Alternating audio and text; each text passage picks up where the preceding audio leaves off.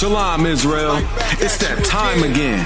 The ISUPK, under Commanding General Yahana, presents the Lord's 57th Annual Passover. That's right, the Lord's 57th Annual Passover, April 4th, 2026, in Houston, Texas. All Black, Hispanics, and Native Americans are commanded to observe the Lord's Passover. This will be the biggest Passover to date. You do not want to miss this. Fresh lamb, fresh wine, and bitter herbs as commanded by the Most High. Only $200 per person, ages 17 and up. The biggest event of the year. There is only one Passover, and it's under Commanding General Yahana. See you there, Israel. Shalom.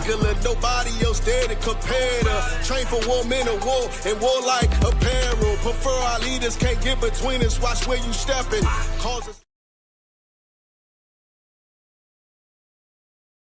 Hey, listen, brothers and sisters, man. If you like what you hear, hit the subscribe button, man. Subscribe to this channel. And also, please, go to isupk.com and pay your tithe. Drop me some cash so we can move around this planet like we need to, man, and do the things we need to do. They're one West. They're one West. They're one West. Shalom, Israel. It's that time again. The ISUPK, under Commanding General Yahana, presents the Lord's 57th Annual Passover. That's right, the Lord's 57th Annual Passover, April 4th, 2026, in Houston, Texas. All Black, Hispanics, and Native Americans are commanded to observe the Lord's Passover. This will be the biggest Passover to date. You do not want to miss this. Fresh lamb, fresh wine, and bitter herbs as commanded by the Most High. Only $200 per person, ages 17 and up. The biggest event of the year. There is only one Passover, and it's under Commanding General Yahana. See you there, Israel. Shalom. Nobody else there to compare to. Train for war, men of war, and warlike apparel. Prefer our leaders, can't get between us. Watch where you stepping. ISUPK, Trinidad and Tobago, under Commanding General Yohana. We will be live on the streets, 91.9 FM. From west to the depth till they bury me. Every Thursday from 7 p.m. Hosted by Officer Sawapya Allah and Officer Maskoya. West to the depth till they bury me. I'm one west till they bury me. ISUPK, under Commanding General Yohana. Live every Thursday night from 7 p.m. on the streets, 91.9 FM.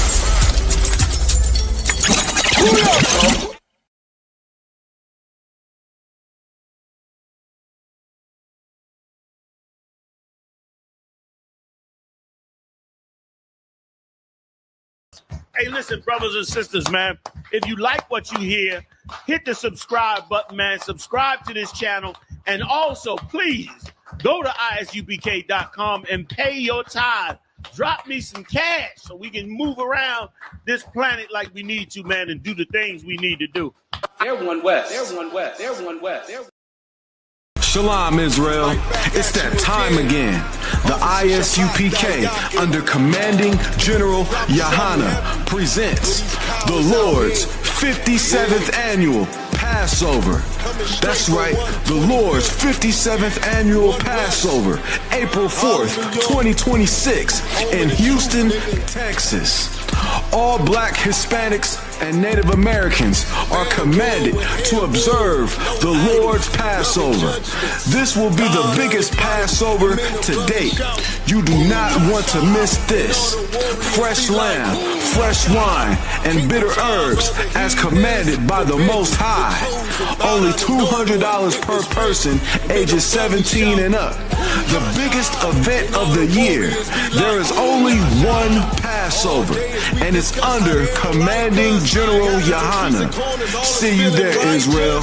Shalom. Nobody else steady competitor. Train for war, men of war, and war like apparel. Prefer our leaders, can't get between us. Watch where you stepping. Causes.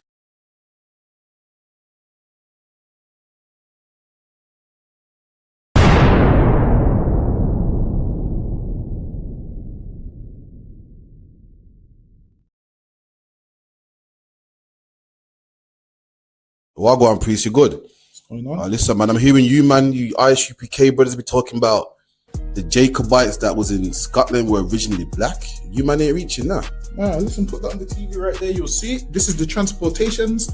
If you look right there, it will let you know. Robert Adam, brown. William Bow, black. Dougal Campbell, brown complexion. Black, brown. I see brown, black, brown, black, brown.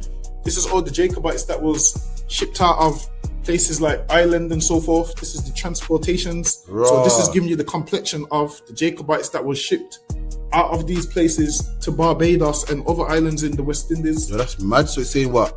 Robert Adams was a labourer and he was what? Brown faced. William Bell was what? Black, curled hair. Damn. That's deep, man. Which means what as well? Which also means black people was in Europe. Why? Because they ruled the Dark Ages. So that's why they was in Europe. You man are cold at history, man. All right, man. Shalom.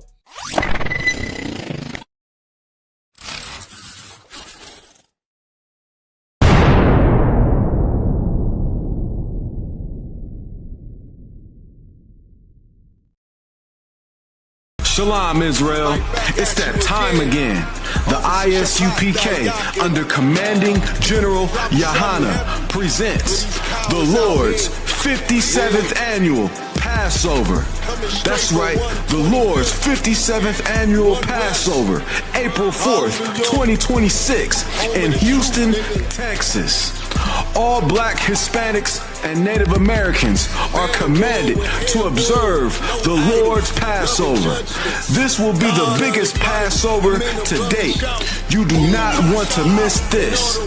Fresh lamb, fresh wine, and bitter herbs as commanded by the Most High. Only $200 per person ages 17 and up. The biggest event of the year. There is only one Passover, and it's under Commanding General Yahana.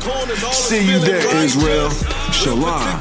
Nobody else there to compare to. Train for war, men of war, and war like apparel. Prefer our leaders, can't get between us. Watch where you stepping. Causes. Yo, Lot. These niggas stuck, man. Yeah.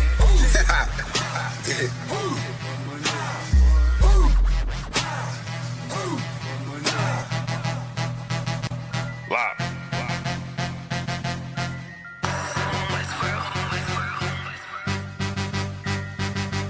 I've been eating pot belly, greasy face, Glock heavy. Feet that safe, talking shit, do not tell me. I don't wanna see the hate, all that shit do not help me. I'm just trying to plead my case to the Most High. Pray I see the gates. Eyes about the Cancun, but we just got the house instead. Covered all of their payment, and now she got the bobblehead. Looking at me like dinner, she said she about to gobble lead. Point the beam like a pencil, and then you gotta swallow lead. Point the beam like a pencil, and then you gotta swallow it. Pack my bag with essentials, I can't forget the hollow tip. Niggas losing they mental, and Satan come demolish it. Niggas all on they menstrual and get the whining like a bitch, just like iron, they rust. Niggas trying, they luck, keep it real. Everybody out here lying, save us, steady raising dead. They was out here lying in dust. Niggas on my head, so the brotherhood is a must. Any hood, I be riding with my brothers that I trust. Know I'm good, cause they slime with their fingers on the clutch. Money piling like I'm trying to make it stack in the rush. One west to the death, and that ain't even enough, cause I'm coming back. I ain't never done with dad, gonna hit and spread your lies. I'ma let you run with dad, wanting me to spread the thighs. I ain't having fun with dad, nigga, hell no. Now she wanna chop it up like a lumberjack. Got some exes popping up, trying to run it back. Want me come and hit the hole like a running back. If the Lord take a soul, ain't no coming back. On my soul couldn't fold like 100 racks. I'm down for my niggas, I up for my niggas. I go and do the time, stay stuck for my niggas. I ride for my niggas, I die for my niggas. One west to the death, no lie, little nigga. I'm down for my niggas, I up for my niggas. I go and do the time, stay stuck for my niggas. I ride for my niggas, I die for my niggas. One west to the death, no lie, little nigga. The full Nicky on my waistline like a big nigga. No limit, I'm a tank close, he ain't hit different. We focus on who around, not concerned with who's missing. My boots digging, never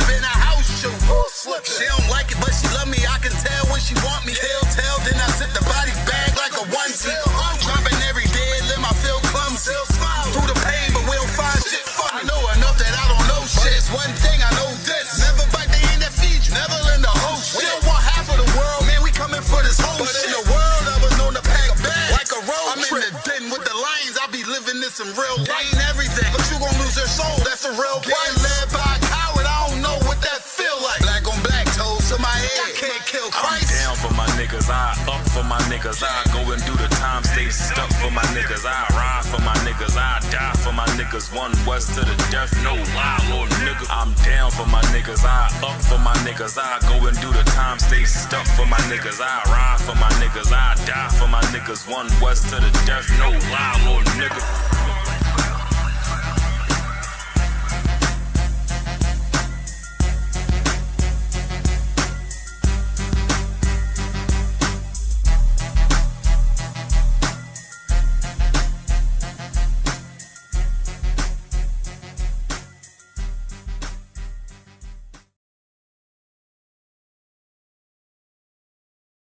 Hey, listen, brothers and sisters, man, if you like what you hear, hit the subscribe button, man. Subscribe to this channel.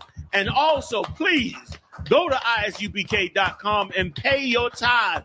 Drop me some cash so we can move around this planet like we need to, man, and do the things we need to do. They're one West. They're one West. They're one West. They're Shalom, Israel. It's that time again. The ISUPK, under Commanding General Yahana, presents the Lord's 57th Annual Passover. That's right, the Lord's 57th Annual Passover, April 4th, 2026, in Houston, Texas. All black Hispanics and Native Americans are commanded to observe the Lord's Passover. This will be the biggest Passover to date. You do not want to miss this. Fresh lamb, fresh wine, and bitter herbs as commanded by the Most High. Only $200 per person ages 17 and up. The biggest event of the year. There is only one Passover, and it's under Commanding General Yahana. See you there, Israel. Shalom. Nobody else there to compare to. Train for war, men of war, and warlike apparel. Prefer our leaders, can't get between us. Watch where you stepping. Causes.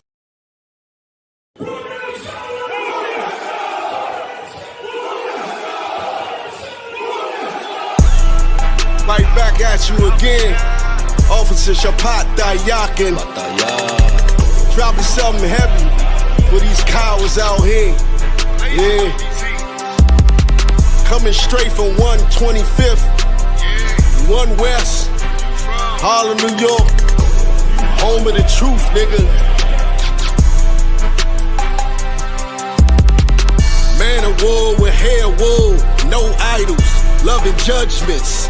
God of the Bible, the men above me shout, Hum Yasha, and all the warriors be like, Hum Yasha. Kingdom's ours, all the heathens forbidden. The chosen bow down to no one, it was written. The men above me shout, Hum Yasha, and all the warriors be like, Hum Yasha. All day as we discuss how they don't like us. Gathered on streets and corners, all is feeling righteous.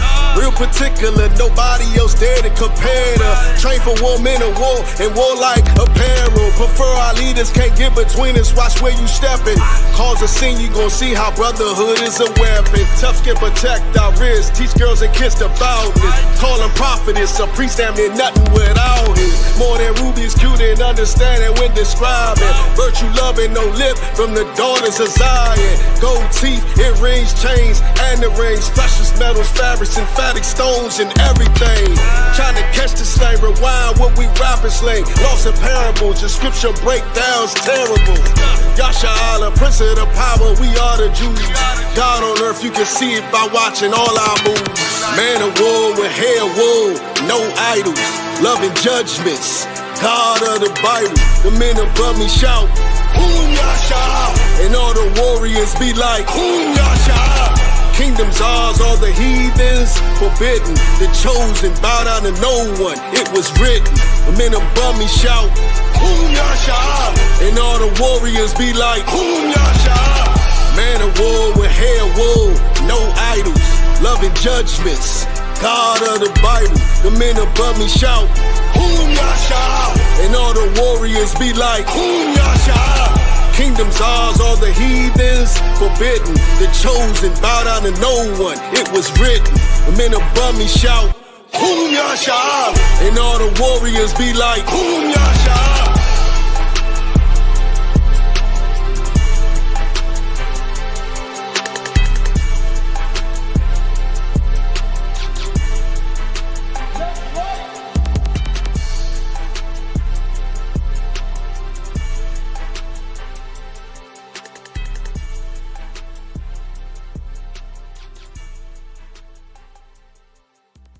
Shalom, Israel. It's that time again.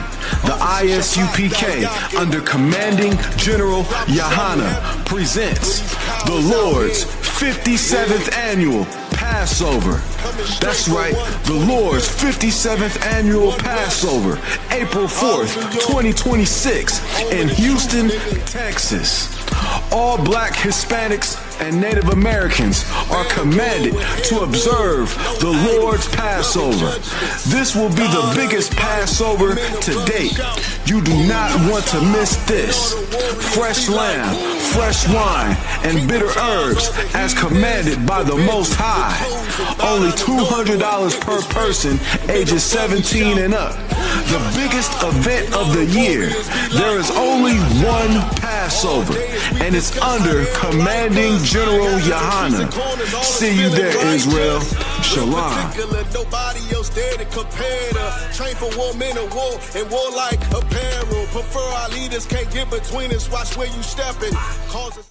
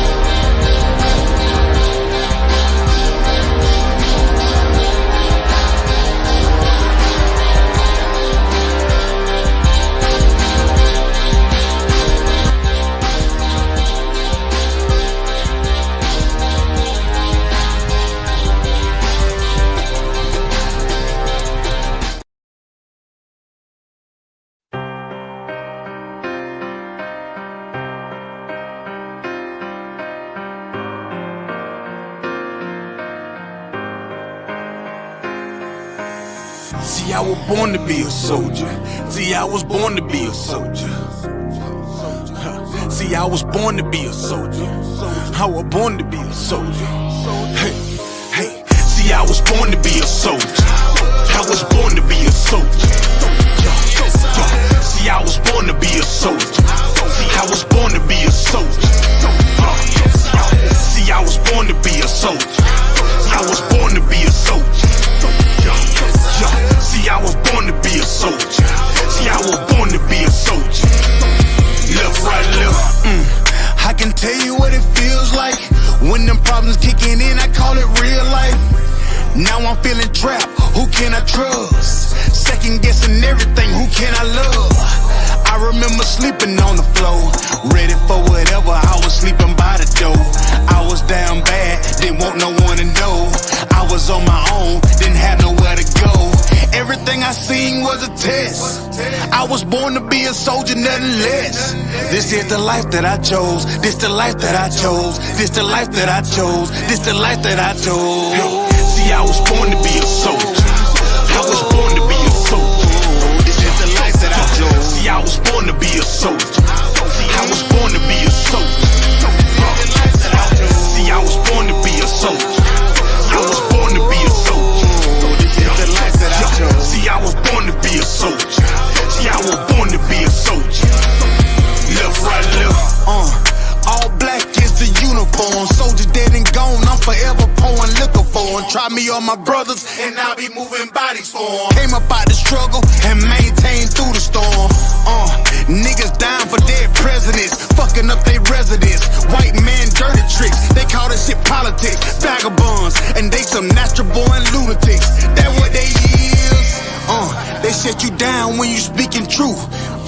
It black boots when you in the truth. It black boots when you in the truth.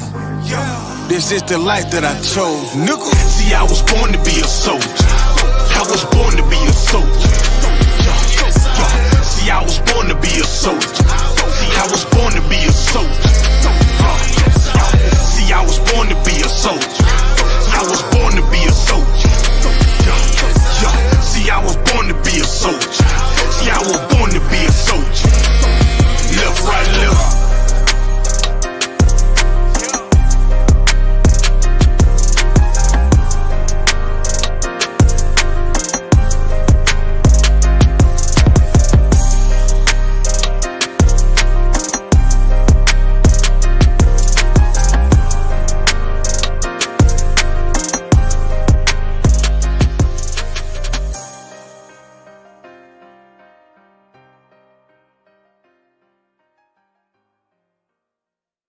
Shalom, Israel.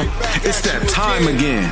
The ISUPK, under Commanding General Yahana, presents the Lord's 57th Annual Passover. That's right, the Lord's 57th Annual Passover, April 4th, 2026, in Houston, Texas. All Black, Hispanics, and Native Americans are commanded to observe the Lord's Passover. This will be the biggest Passover to date. You do not want to miss this. Fresh lamb, fresh wine, and bitter herbs as commanded by the Most High. Only $200 per person ages 17 and up. The biggest event of the year. There is only one Passover, and it's under Commanding General Yahana. See you there, Israel. Shalom. Nobody else there to compare to. Train for war, men of war, and warlike apparel. Prefer our leaders, can't get between us. Watch where you stepping. Causes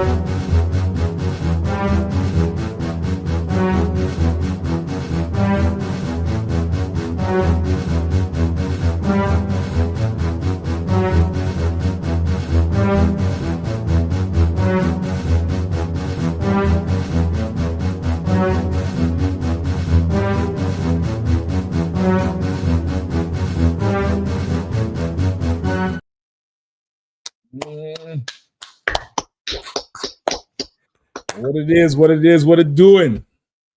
What's going on? How you feeling? Yeah, how about you? What's going on? Y'all ducking for cover. What y'all doing? Y'all ducking for cover, y'all. Yeah, I mean, what you doing? You're praying that the empire gets safe. Man, it seems like things is heating up all over the place. Everywhere you look, it seems like something getting worse. Listen, just when they thought everything would be so comfortable, and they were setting off on a voyage for their peace and safety, sudden destruction. Right. Sudden destruction. I think they say what the two gods died now. Is it that what they're saying, or or not yet? They're saying they're dead, sir. I think they've been dead. I think they've been dead since the shooting.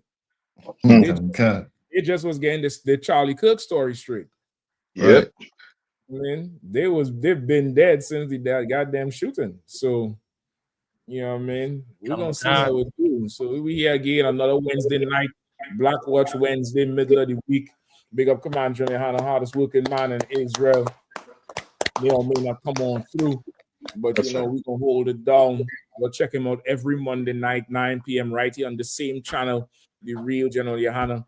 You're gonna be on here as usual. You all know, pay your tithes. 10% of all your increase in earnings must come into the priests and prophets of the Lord. ISUPK.com. It's going to pay your tithes, man.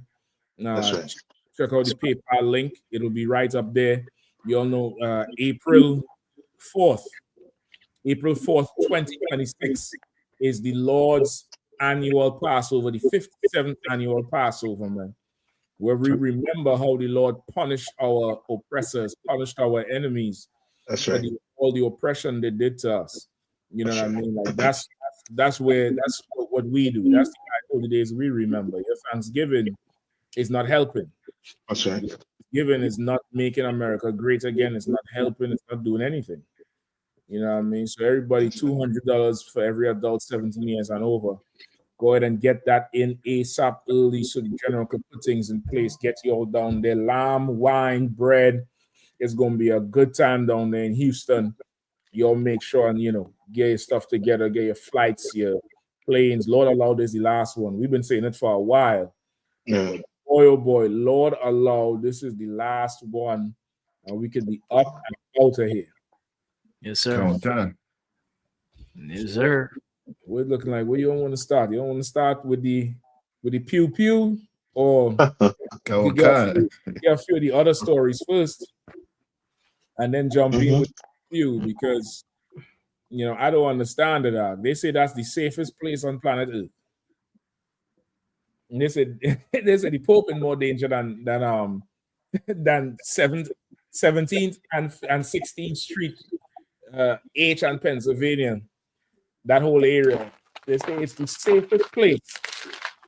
How could it happen? Yeah, when they say peace and safety. Come on, man. Sudden destruction come upon them. Come on.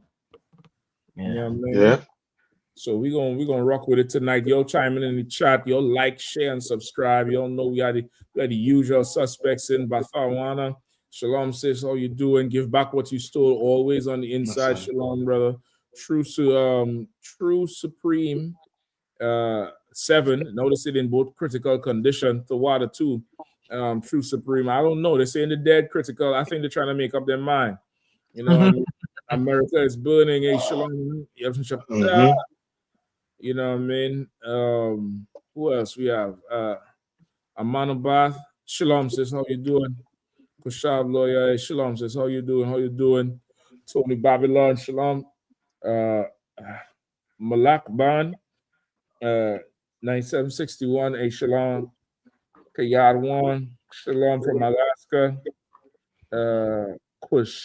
Kodashia Allah. UPK Kodashia Allah from Houston. We're going to be down there. Kodashia Allah. Super Shakat. Cali. West Coast in the house. Shalom. Kayad 1 again. Cali in the building. Cali in the building. West Coast. Mashaya Howard, Detroit. Of course, big Detroit. And right, the D. Yeah. Princess Kanawa, shalom, sis. Tea Time, shalom. I think it's a sister. Gresha Brown, shalom. Shalakia. Stockton. That's a rough zone right there. Shout out Stockton. I said she in Stockton. That's a rough zone right there. Shout out to Stockton. Stockton, California, Manawath, Salakia. Shalom, right? Sis. Shalom, sis. Nazamana out there in Louisiana. River Officer Madabar, mighty brother in truth. You know what I mean? Sister Yaqua, shalom, sis. Just art and paint as usual, always inside. Shalom, Tribe of Judah. T7S8Q, I guess that's the handles they're giving on YouTube. A shalom, young brother from Florida. A shalom, priest Hakwayam. Hakwayam coming in from OKC. He saw make a show called the Tulsa King. I ain't even want to watch it because I know, we got one king. Hey, one king in this bitch. I don't know what the hell they're talking about. Yeah, man. Right. We got one king. The king you all have, all his horses and all his men couldn't make America great again. Yeah. They got in a White House that he's not even in, getting shot, protecting what? The air? Nigga up in Mar-a-Lago. Shalom, Shabakathum. Hey, Yabson Shabakathum, what's good on pre-show? Salagi for my lateness, Salagi. Hey, listen, man. Listen. Sometimes, dodging and ducking them bullets out. I mean, you gotta make sure it's clear before you could pop right up. Yeah, I make sure things is clear and ready. But them wrongs flying. Good. You gotta plot your route nowadays. You gotta hold on. Where am I going? By the White House with a shooting, or by through the hood? Where am I gonna go today? Because it's going down. Man, we going on the corner where the UPK is at. But that's the safest place. That's right. That's the safest place. That's right. Lucky, sir. Go ahead. I don't know if you've seen. Just recently, Trump was speaking, and he already talking about he about to fortify DC. Brother. They said they adding additional soldiers. Pete Hegseth said this will not test our resolve. Yeah, we're going to pretty much they treating this like 9/11. How George Bush, this famous speech at the wreckage. The whole world will hear you. And the people that did this will hear you too. Like, yeah, okay. Listen, man, them Epstein files got to have some nasty shit in it. Yeah. Epstein files got some nasty shit in it. And Yes. he just gonna barricade himself in the White House. Yep. You want me? Come get me. He gonna be up there like Tony Montana. Right. He gonna be up in that bitch. Somebody just came out and was saying I think they went after him because he said for the military and army and National Guard, if you receive an illegal order, don't follow it. But then they arrested him for saying it. Well, they're trying to prosecute them. But what they're saying is, we could get that too. Is that on the other list? Not the shooting list, but the other one. Let me check, sir. That might be a good one to get to, because what they're saying is, I think that's standard in any military outfit. Mm-hmm. I mean, you ought to obey every lawful order. Even in here, you ought to obey every lawful order. Somebody can't tell you, hey, take a knife and go cut so-and-so head off. Right. You know what I mean? You had to obey every lawful order. That's not treason. That's not anything else. You know what I mean? Right. Mm-hmm. Like, what they say? Obeying an order is not a defense for something unlawful. That's in Esau's scheme. That's on his books. Like, obeying an order is not a defense for doing something unlawful. There's a certain amount of personal responsibility that you have to take on as a soldier. There is a certain amount of responsibility, and if you get an unlawful order, there's a way to handle that thing. You know what I mean? So imagine now there's a whole campaign about being moral. There's a whole campaign about being moral, and they don't want the morality. They don't want somebody saying, hold on, but this is unlawful. They don't want somebody saying, no, I cannot open fire on these people. This is unlawful. They don't want that thing. They don't want the checks and balances. They want to be able to do whatever comes to his mind, whatever, at his whim and fancy is yes, sir. Yes, sir, Sergeant, sir. Yes, sir. All right, sir. Yes, we're doing it. They must have some checks and balances. Go ahead, Capsulaki. No, just add to what you're saying too. And it's so ironic too, because majority of the movies and shows try to make you go like what you're saying, meaning do the right thing. Right. Be the right guy, go against the bad guys, But in reality, it's not like that. In reality, they want you just to, follow, as I say, follow orders, even though it was unlawful to do it. They want you to follow it. You understand? They don't want you bucking against the system, because now you're gonna be a problem. Now when you're supposed to do something and you ain't do it, now it's becoming a problem. And you know what I mean? When you say, like, that's how they want people to think of it. They want people to think of it as you bucking against the system by not following an unlawful order. But giving the unlawful order is bucking against the system. That's it. You standing up and saying, I cannot do that, that's unlawful. You are maintaining the system. But you listen to them, they'll act like you saying, this is unlawful, is you bucking. Or you out of order. When that's not out of order. You maintaining the order. It's just that you want to do something that it requires somebody to be immoral. You know what I mean? And as I said, the movies, this show doesn't A Few Good Men. The whole premise was these soldiers should have never followed that order. That was the whole premise. The whole premise was this was some old policy that was unwritten, and they're doing it anyway. And they're making it seem like these people, saying treason. Once again, the empire right now is struggling and trying to hold on by a thread. The more they hold on, is the thinner the thread gets. Yeah. Mashak, I don't know if I have time to show you all it, man. But brother, there's this woman. She was the ex-aide of Barack Obama, and she was speaking about the Holocaust and about them teaching their kids about the Holocaust. Come on, and she was like they want to basically take away the kids' social media so they won't learn about what they did to the Palestinians. Because what it's saying is, yeah, I do that injustice. Let me see if I get a video for you. And you'll see this woman saying it, you know what I mean? You know what I mean? With, you know what I mean? She has no conscience, none whatsoever. No, Cap, this is the other thing. I think that might be some kind of some new world. I don't want to say new world order, but some kind of new practice, like how Make America Great Again spread to Europe. That could be a tactic they're pushing now, because you know Trinidad just said they're going to adopt, I think, China or Korea's social media protocols. Yeah. So this could be something that, you know, the small hats along with America is pushing to control what people see and hear. And with all this AI and stuff, you about to be more confused than a drunk man at a rodeo. You're about to be so confused, brother. Without the truth and the prophecies, that's the only thing that's going to be, you know, that is clear light in the future. You're going to have a clear light in the future. Like how David say, you know, the wisdom and knowledge is a lamp unto thy feet. Without this, you're going to be so confused about what the hell is going on. Just like now. Yeah. Alive, but they're in critical, but they're dead, one alive. You don't know what the hell to believe at. Right. You don't know what the hell is actually going on, what to believe.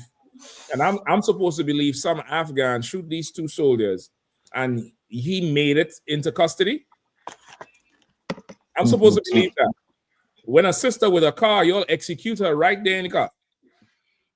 I'm supposed to believe he made it in. All right, listen, man.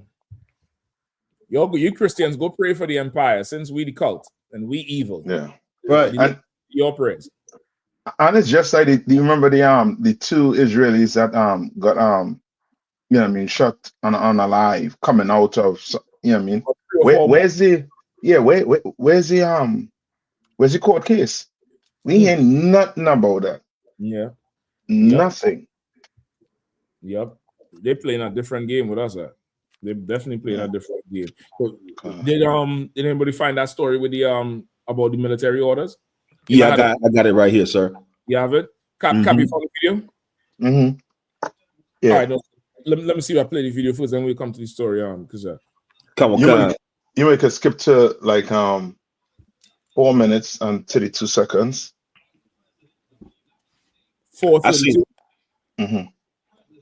So like I seen this video Captain Nythok is referring to earlier too, and it's just always funny to me how they are blatantly telling you that they need to control the narrative. Like she mentioned TikTok specifically.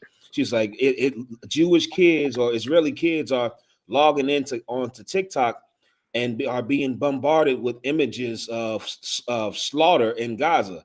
And so, like, the problem isn't that they're slaughtering. The problem is y'all that you're seeing it. Yeah, that you're seeing it. It's like these people right here are diabolical. Yeah, they're being bombarded with it. Right. Holocaust education has backfired in part as people see Palestinians as the Jews' victims. They think lesson of the Holocaust is you fight the big, powerful people hurting the weak. The lesson they were supposed to get is that it gives Israel the right to commit genocide in perpetuity. That's someone who yeah, I mean, like what I call it, analyzing what she's actually saying. Yeah. But if you go to 4:32, you'll hear her saying it. It's coming up right now. I think this is it. Let me know if you're hearing it. Really, before then, you could hear it. There have been huge shifts in America on how people think about Jews and Israel. And I think that is especially true of young people. So we are now wrestling with a new, I think, generational divide here. And I think that's particularly true in that social media is now our source of media. And this, it used to be that the media you got in America was American media, and it was pretty mainstream. It generally didn't express extreme anti-Israel views. You had to go to a pretty weird bookstore to find global media and fringe media. But today we have social media, which is a global medium. right? It is shaped, its algorithms are shaped by billions of people worldwide who don't really love Jews. And so while in the 1990s, a young person probably wasn't going to find Al Jazeera or someone like Nick Fuentes, today those media outlets find them. They find them on their phones. It's also this increasingly post-literate media, less and less text, more and more videos. So hold on, Cap. This panel she's Jewish. All of them is Jewish, Shaq. Yeah, I all of them. I'm now seeing the little small hat. What you call it? Because like the Apelles. The Pilius. The Pilius sounds like something else that they put in the mouth. Don't mind me. I'm just a stupid nigga. Okay, so she breaking down the effect of having this free media. Yes. Okay. Of TikTok just smashing our young people's brains all day long with video of carnage in Gaza. And this is why so many of us can't have a sane conversation with younger Jews, because anything that we try to say to them, they are hearing it through this wall of carnage. So I want to give data and information and facts and arguments, and they are just seeing in their minds carnage. Now she's... Is there any more with this? You going to go on and say more? You should go and say more, but but they So let me no sweat. I could skip forward to where she starts talking again. It looked like somewhere around here. Holocaust education to serve as anti-Semitism education. In this new media environment, I think that is beginning to break down a little bit, because Holocaust education is absolutely essential. But I think it may be confusing some of our young people about anti-Semitism because they learn about big, strong Nazis hurting weak, emaciated Jews.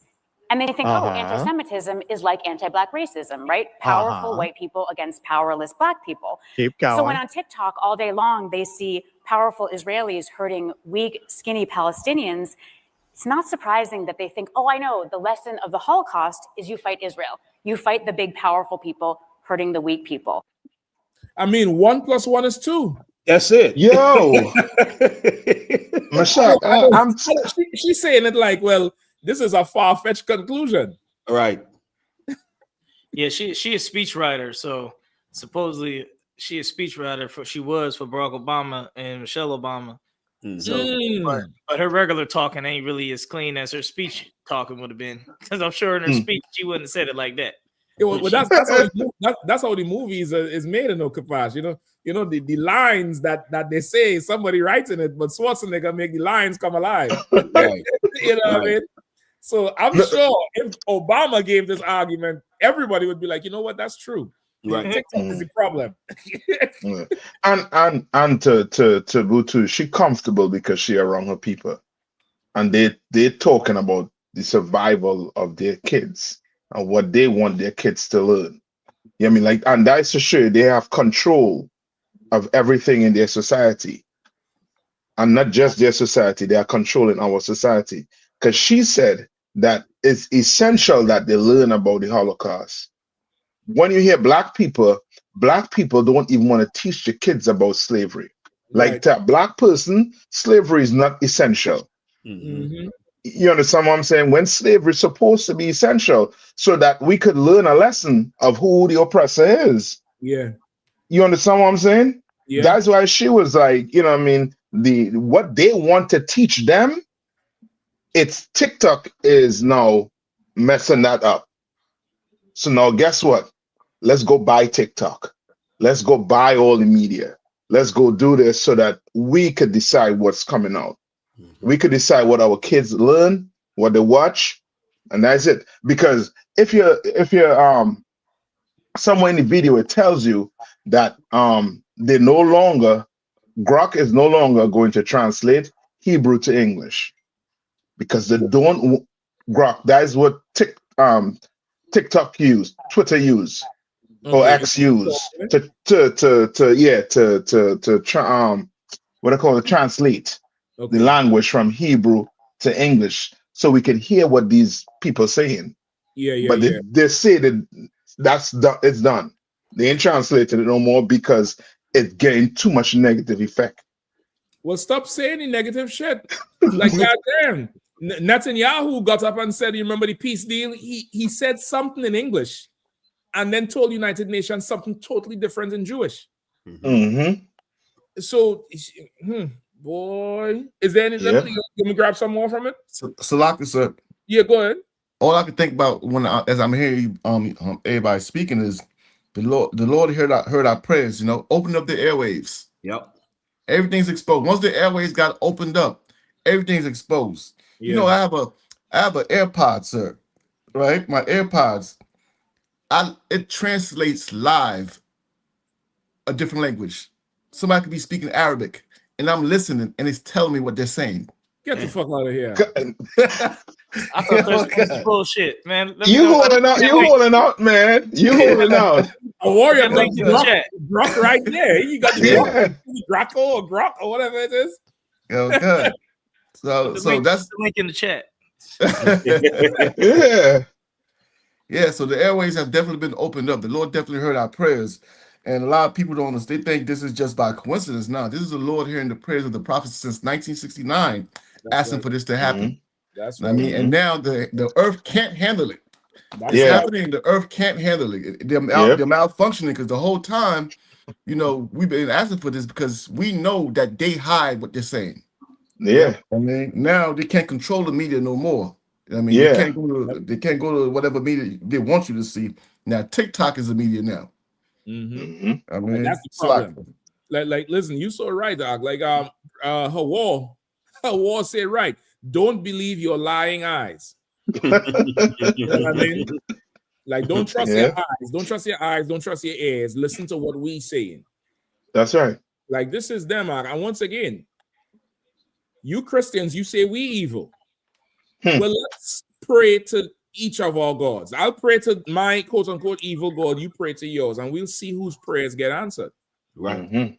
Like, you pray, you want to pray for peace and safety, go ahead and pray for it. But I know if God don't answer your prayers, it either means your God is fake or you're a sinner. Because the God of the Bible doesn't hear sinners. That's right. Go pray. Pray for them souls that resting from the national guard. Lord, be with their families and everybody. And you say we in the cult and we evil and we for Satan. All right, no problem then. Let's let time be our witness. Time is the best witness. Time will always tell. So you pray to your God, we'll pray to ours, and let's see who God hears. That's right. Let's see who God, listens to and grants. That's right. Let's see who he hears and who he'll say, okay, I'm gonna listen to these. Right? Since we evil and you are good and you are great, and we just a bunch of Satan worshipers and six-pointed star and everything else. You pray, Christian. You go ahead and pray. We just a bunch of racists and hate. We full of hate. I guess that Afghan gave them love. He gave them Thanksgiving early.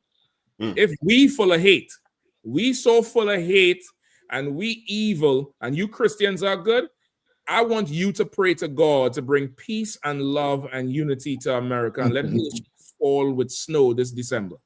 That's right.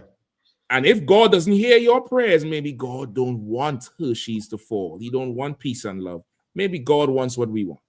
That's right. Or preferably we want what the Lord wants. Christians. I charge you Christians for them gods who got shot. You Christians are not praying enough. Right. You're not praying hard. Your prayers are needs to be full of substance. Your prayers are empty. I need a little bit more shabalala in your hashkalabalaba. You need a few extra more shabalalas in there. You have not because you asked not. Say again? You have not because you asked not. And Yeah, you ask amiss. Because you're not asking Christians. Right. A few more Jesus, they scream out in pain like they in labor. You Christians is to blame for the current condition of America because we evil. Remember, you say we are full of Satan with the 6-point star. So that's good. So you're not working hard enough, Christians. That's right. Get to work. All of you should go fast tomorrow. That turkey should get mold. That's Nobody right. should touch it. Go fast on behalf of them soldiers that die. Right. Soldiers that was protecting a big empty house because your king was in Mar-a-Lago. He wasn't even home. They're protecting him on the street. He's not even there. You Christians is to blame for this thing. And time will tell if we're a cult or if it's you. So like I said, what you said is so heavy. As we read in this story, I'm thinking of two scriptures that pop into mind. With the one where it says how she said there's a divide between the older Jewish people, of course, and the younger Jewish people. And it brings me back to the camp where that Jewish boy, young man, Eli, came. And the whole scripture where they will say that our fathers have inherited lives. That's right. There's a reason why there's a divide between the older Jewish community and the younger, because they not looking at the lives the way you looking at. They're not embracing the lives. They looking and saying, hold on. Hold on. Like you said, 1 + 1 = 2. Right. You understand it? Y'all been teaching us in Hebrew Academy and Yeshiva Academy. You've been telling us all these things, but that's not lining up to what we seeing on this TikTok. Yeah, we are now seeing a different reality that looks like the reality, and they are looking. It's a large schism within their own community, because these younger Jewish cats, even down to them being Jewish, is like, hold on, how are we Jewish? Like somebody needs to break down again. How are we Jewish? You understand? And the second scripture that comes to mind is, the earth will help the woman. It's like you created social media not for this. Like I'm almost certain I'm almost certain you did not create social media to do this. Right. But the Lord took what you created, and now the earth is helping the woman. You created social media to further propagandize everything and control the stream of information and to be the devil and lie about everything. And sure enough, the Lord opened up the airwaves. The problem that you Jewish people don't realize is it goes both ways. Yeah, that's right.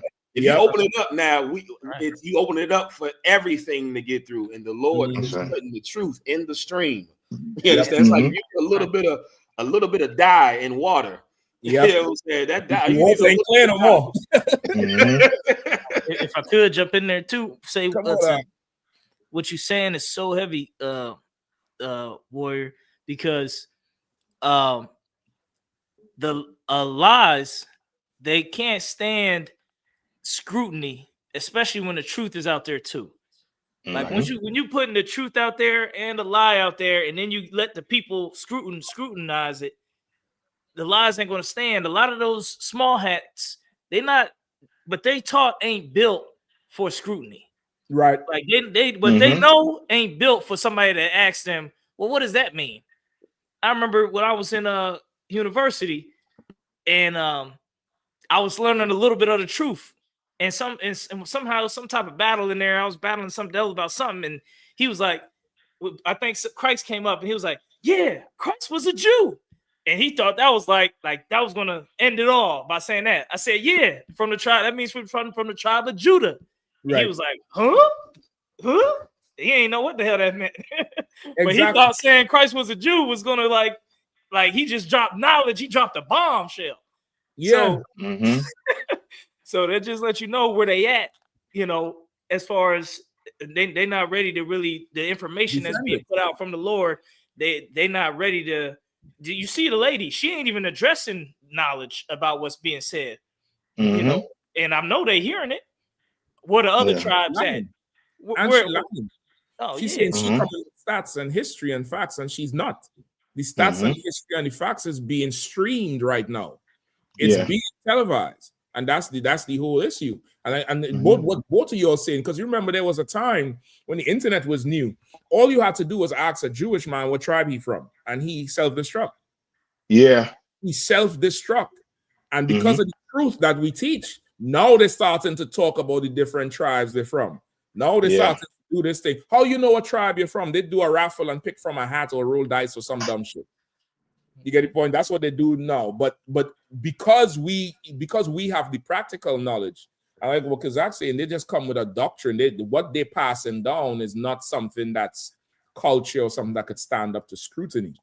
It's just a doctrine. So now, as you say, Kazak, the younger generation is starting to push back on them. With the older generation. Listen, I recently watched that new Frankenstein movie, and brother, The white man is the absolute devil. Mm-hmm. Like this devil make the damn monster.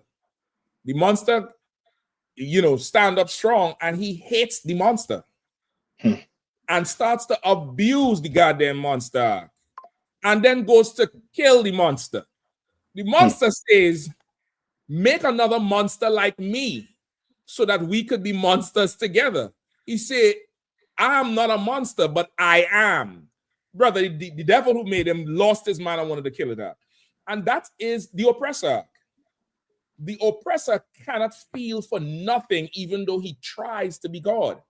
And that's, listen, I ain't even say, using the movie as, something real going to happen, but it just puts something in perspective of, if these younger Jewish people do not watch themselves, they'll become the monster to the older generation. Because that younger generation is the Frankenstein, is the thing they created. They lied to them. They told them this, they told them that. And now they're standing up and it's like, hold up, this ain't adding up. They're going to become something that the older ones is going to eliminate. If this TikTok shit don't work, if new propaganda doesn't work, then, well, we'll just make new babies. Just don't be surprised if there's some plague that takes the younger generation of the small hats. That is not, something the Lord sending to them, directly. Don't be surprised if they start now eating their own to survive. Yeah. You get the point? Because as you're saying, that's where a lot of the pushback is coming from. A lot of the pushback is coming from there. Go ahead. To prove your point, just go to minute 12. Come on, let me get it. 12:45. And I want to say, you all just listen to what this woman. This is another small hat woman. Money.com, the opposite of any. So like, yeah, get one of them pop up. Pop-up news shows. Right, and she's a staff writer. You see, they all up in there with dual citizenship. The whole it's coming out. You know what I mean? It's coming out that they, they all up in that government act. All up in there. Brother, listen, I know for sure whatever she's saying at 12:45 is pure fire, because they put 2 ads back to back right there. I know that it got to be fire because they don't put in the in-stream the commercials, because there's like, okay, people gonna want to hear this shit. Let me see what I can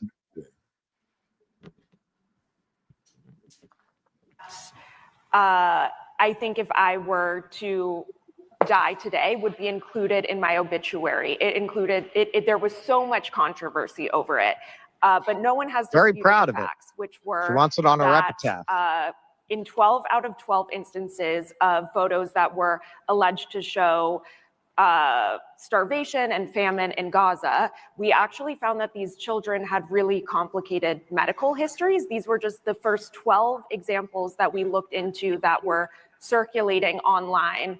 And I got this idea because when I started reading this coverage, this was this past August, I started to notice that the same children were being photographed over and over again. And they were often photographed by different photographers, which to me suggested a level of coordination. Obviously, yeah, no, there's a modeling agency. Brother, she said alleged starvation. They allegedly starving with the photos. Good night. I mean, the ease with which these people would lie. She said it suggests to me a level of coordination. You see that inflection? You better watch for that shit. That inflection means something. In Gaza for specialized food, but for emaciated children. Zone, and so sometimes that specialized treatment can be incredibly sick and often do need specialized food, but it is. She is not a doctor. She's a writer. She's not no medical doctor to be breaking on nothing like this. She is a staff writer for the press or wherever, free press, and she breaking down the whole these kids sick before. Now let's say they're sick before. Now, do you think starving them will make them, die slower or faster? Right. What do you think? Bombs falling ever so often would contribute to their calmness so their body can recover or increase their stress levels and their cortisol levels so that the body now can't recover. And according to her, right. According to her, they ain't got nothing to do with it. The that's it. bombs and the buildings falling down, they ain't got nothing to do with this. They got pre-existing medical conditions. Yeah. So living where there's no running water and no heat, that ain't got nothing to do with it. And they was gonna starve anyway because they're sick, y'all. Yeah. The food that we trying to pull in for them. This is only these 12. You know, there's no other children suffering in the Gaza, brother. Salaki, sir. Go ahead. And it's ironic the connection here. There's a direct parallel, and hearing what she's saying. This is exactly what the United States Police Force says when they kill Black people or Hispanics. This is exactly what they say. They said they finding out now that whole term excited delirium is a racist term that was created to subvert the legal process to stop police officers from being held accountable for killing Blacks and Hispanics while apprehending them. And it's the whole, you know, we killed George Floyd is the most famous example. George Floyd didn't die because of the knee on his neck. George Floyd died. Don't look at what you're seeing. I know on video you're seeing the knee on the neck for 8 minutes and 56 seconds, but George Floyd died because of pre-existing conditions. Excited. That's it. And it's a parallel because guess who trains the majority of the high-level police officer agencies in America? The Israelis. That's right. Israelis. It's a That's direct right. parallel. They're being trained by these people, and they're saying the exact same thing. The spiritual there. Yeah, I mean, I didn't look at it like that, but you know, I mean, what you're saying is exactly, you know, I mean, what they're doing. That's why that whole thing with like, you know, I mean, all these things that you're seeing taking place in America, we really had to take it. You know, what I mean, we really can't look at it at the surface. No, because that's not really what's going on. It's the same thing with what they're trying to say with the war in with the Palestinians and Israel. It's almost to the point where Netanyahu was trying to save his career, so he let that. You know what I mean? That's stuff start. You know what I mean? Like what I call it, a false flag. You know what I mean? It's almost like they have that to pull if they want to distract you from what they're really trying to do. Yeah. You know what I mean? And listen, this is the other thing too. Remember, with these small hats, they, even though they you know, quote unquote Jewish with synagogues, they still the ones really pulling the strings with Christianity and Catholicism. Yep. Right. And according to every Christian and every Catholic, every Christian and Catholic is a Gentile and they the real Jews. That's it. So now when she talks, there's millions of people through Christianity that will accept what she's saying because she is God's chosen people. And what she's saying is plausible because of that. Not because it's plausible, but because of the propaganda that they are the Lord's chosen. And if she's saying these bombs is not affecting nobody and the constant thing, it's really, they already just got pre-existing conditions and it's propaganda what's going on the Gaza, then people would listen to that. Like they don't have a machine in play here, brother, that they can just put in whatever they want to and the machine will just perpetuate it. Yeah. You know what I mean? But you know, thanks be to the Lord, something is stirring up it's shaking their foundations and it's their youth. Yeah. It's the younger generations. So we're gonna see some, you know, what's going on. Is there more on this, Cap? No, I think that's it in there. So, if I could. Yeah, go ahead. Yeah, and you know, as I'm listening to them talk and I'm listening to y'all break everything down, I'm realizing that these heathens can't take the scrutiny Black people took. Yep. Like for them to villainize us, it took centuries, and they had to systematically make us even hate each other. Yeah. But here, within 2 years, how the mighty have fallen. Within 2 years, they are the villains on the earth. Yeah. Yep. That's what I mean. And they trying to clean it up and trying, like that camera that's on that phone is worse than any nuclear bomb that they could create because it exposes them. There's a scripture in the Revelation. It says where the angel came in and lit up the earth. I mean, and that's what's happening. There's an angel lighting up the earth, and you're seeing the devil. That's right. I mean, that's exactly what's happening there, because I'm listening to them. It's like they're panicking, but there's no way to fix this. There's no way to fix this. And shout out to Black people. We carry our scrutiny with pride and zeal. I mean, and make people want to be like us in our poverty. They can't do that. That's such a heavy point, Doc. Like, we carry scrutiny. Imagine that shit up. We carry it, so we wear the angry black man badge. We wear the loud black woman badge. We wear all the scrutiny and all the labels they put on us. And all right, you say that's how we are, fine. No, it's no said, whatever. And we then start to act to prove them wrong. We go seek education. We go seek, the counseling. We go seek greatness. We apply ourselves on the football field and the music industry and the basketball court, because we now have to do something about the scrutiny they give to us. Am I not a man with the marches? Am I not a man? We do something. They sit there and complain and then lie. Like, that's a real good analysis there. Like, they cannot carry being under a microscope. They cannot carry somebody looking at, what's going on in their yard. They have to do, like, now look over there. Look over there. Yeah, they're doing something with them kids. If they could blame them bombs on the Palestinians, they would. Yes. They would. If they could say they did it to themselves, they would.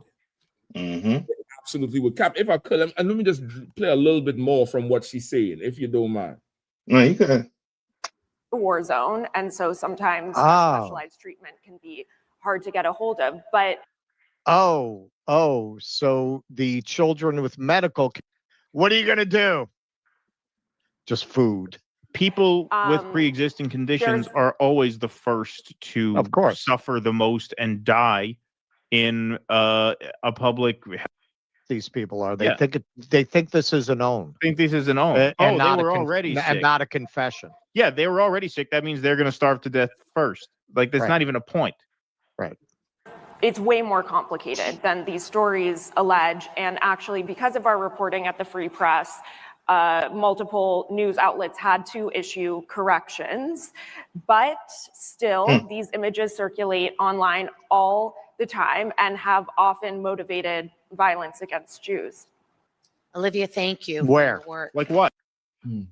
Brother, they lie so much, brother. Yeah, but like, lying is like I don't know if it's a requirement. I don't know what it is. If it comes with, I don't know. Like, that's a crazy thing to say in public. No truth. Man, that's a very wild thing to say, Like, somebody is just photographing just these 12 children, and come to find out these 12 children was going to die anyway. The bombs didn't make a difference, brother. Salaki. Go ahead, Salaki. Come on with it. Next, they'll be saying it's AI. It's AI images. It's not a lie. It's AI. Yep. So pre-existing conditions in retrospect to war. The predatory journalism that you see these people do, and they know how to spend. These journalists and these people in the press, they study language. They go to school for it. So they know how to frame a story. They know how to try to control the narrative. But like the brother was bringing out about social media, is you can't control the narrative now. Social media has beat mainstream media within a 24-hour cycle, time and time again. And in most cases, that's where they get their sources from, social media now. So it's just so heavy, like how the scriptures bringing these things out, man. Shame gonna cover him. The lies, and you for to make your whole life a lie. You like the scriptures say, you a vagabond. You constantly running, and you're running from the truth. The irony of it, you're running to escape what is. You know what I'm saying? Like, nowhere, no matter how you frame these stories and try to frame war. War is it's unadulterated, right? And when the eyes are on it, you can't unsee what you've seen. Right. You can't. It's no amount of journalism or anything else. But these people, they are staunch in wanting all the smoke from the bottomless pit, and they're going to get it. So Yep. Listen, as you say in there, I had to go look it up. They control the narrative. You know, they always talk about control the narrative. You need to stand up for yourself. You know what's the opposite of the narrative? The plot? Expository.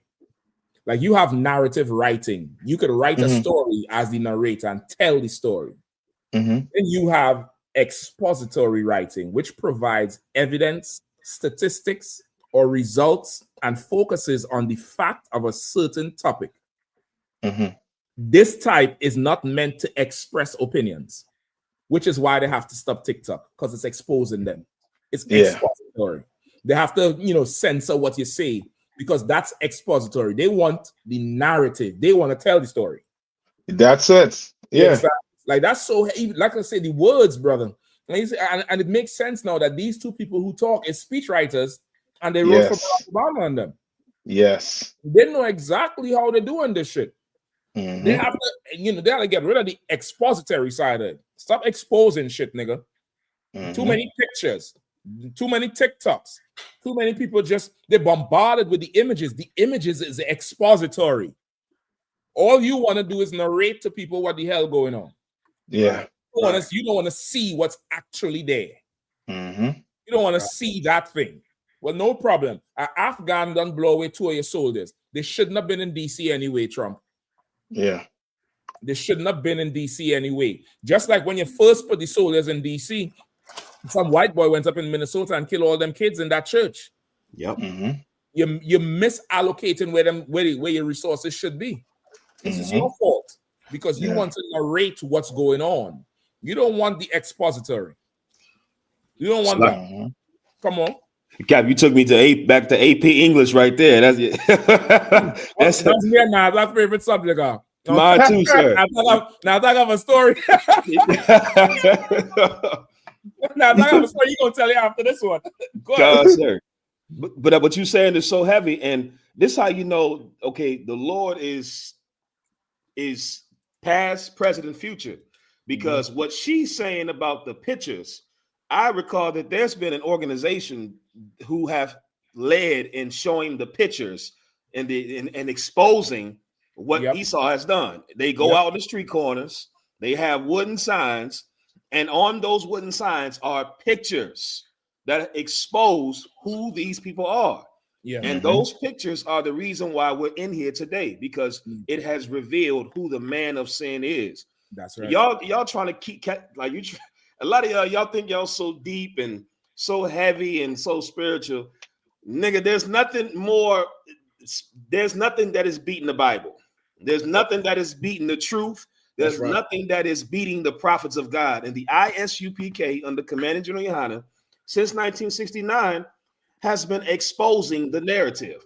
They have we have been on the front lines with pictures, and this is what she said out of her own mouth. But now the media is not even the literacy is not words anymore, because they are specialized in words. They if you let them talk, they can talk you into a damn frenzy. That's why they're so good at being lawyers. It's like I think it's something they might teach in their academies, how to speak a certain way where you leave yourself a certain space to not get trapped in the corner. It's something that damn near I admire it, because it's real crafty how they speak to Mr. I did not say that. You did not hear me. You misunderstood. So they real crafty. And so what you can't beat is, well, nigga, F what you said. Exhibit A. Here you go. Look at UPK. You understand? Look at these signs, nigga. Yeah, forget what you're talking about. And Kazak, you know that there's a saying: a picture paints 1,000 words. There you go. A picture paints, because that's what it goes. Go in there, Con. Come on with it. How I know you in the spirit? Gave you right in the spirit. That's exactly what. That's the old saying. You right. A picture paints 1,000 words, so they could talk. They tell the dead arc. I show 2 pictures. The argument is one. It's one. You talking about pre-existing conditions, and this one have this heart failure, and the medicine about this and this. But I show these kids emaciated in rubble, laying down with their ribs open. Nobody don't want to hear what this bitch got to say. That's it. It's clear. Just like you made us watch pictures of you all in Buchenwald. Yeah. I remember seeing them pictures, and they would haunt my ass. You remember when they showed the mass graves, how they would just throw the body in the graves? I remember seeing that as a child, brother, and I'd be like, what the fuck is this shit? Because it's so dynamic, it's so effective. Words couldn't explain that shit. You had to see that to know, okay, that's immense evil to do something like that. Yeah. That is immense evil. Go ahead, Caps. Just to add to what you're saying too, I don't know if you pick up on the wording the woman before Sarah used, Barack Obama speechwriter, where she was like, you'll talk to them, to the young people, to the young Jewish people, and there's a wall of carnage. Carnage, yep. You understand what I'm saying? Because that's exactly what you're talking about. That picture, you can't erase that picture from your mind. It's just like that Serge Bourget. You know what I mean? You come in here, you know what I mean? You stay in here, you had to stay in here a while for that white picture to just erase from your mind completely. Yep. Because that done been burned into, you know what I mean, into the back of your head. Yeah. And they know it. You know what I mean? And to boot too, I sent you a video there, and one of them YouTube shorts, and that there is to show that the disconnect, that what the narrative do, you know what I mean, against Black people. And this is Tucker Carlson, I think, before he, you know what I mean, he switched over to, you know, being conscious Tucker Carlson now. You know what I mean? Before he walked Carlson. Now he getting to see his country for what it really is. You know what I mean? Let me see. Go ahead and play. Yeah. In a world where overt expressions of that were not acceptable, you weren't allowed to generalize on the basis of race because the assumption was each person is an individual. I don't understand when it became okay to generalize about racial groups. I think while some people have the luxury to be raised only being told to look at individual people, it should be no surprise to you that Black people, in particular Black men, have been taught forever that they have to be careful how they behave around white people, that the way they behave will be interpreted differently, that when they misbehave, it'll be punished differently, that if they laugh too loud, if they walk into a nice store. So with all due respect, Tucker, what was true for you has never been true for lots of people. I mean, there are a lot of ways to respond to that. One, on a factual basis. In truth, in a lot of places in this country, the main threat that African Americans face is not from white people, as you perfectly well know. So I first want to respond to the first comment. I think is while it's true that, of course, people of color face threats from other people of color, it's also true that white people face the overwhelming threat from white people. That is, people face threats from who they live beside. So I find exactly. But I think it's fair to point out that we oughtn't be distasteful and say things like, well, the great threat. It does feed a certain uglier narrative that we don't want. But why does the truth ever feed a, quote, ugly narrative? It is deeply suspicious that people are so quick to say things like the main threat facing African Americans is other African Americans, but you never hear anybody say the main threat facing white people is white people.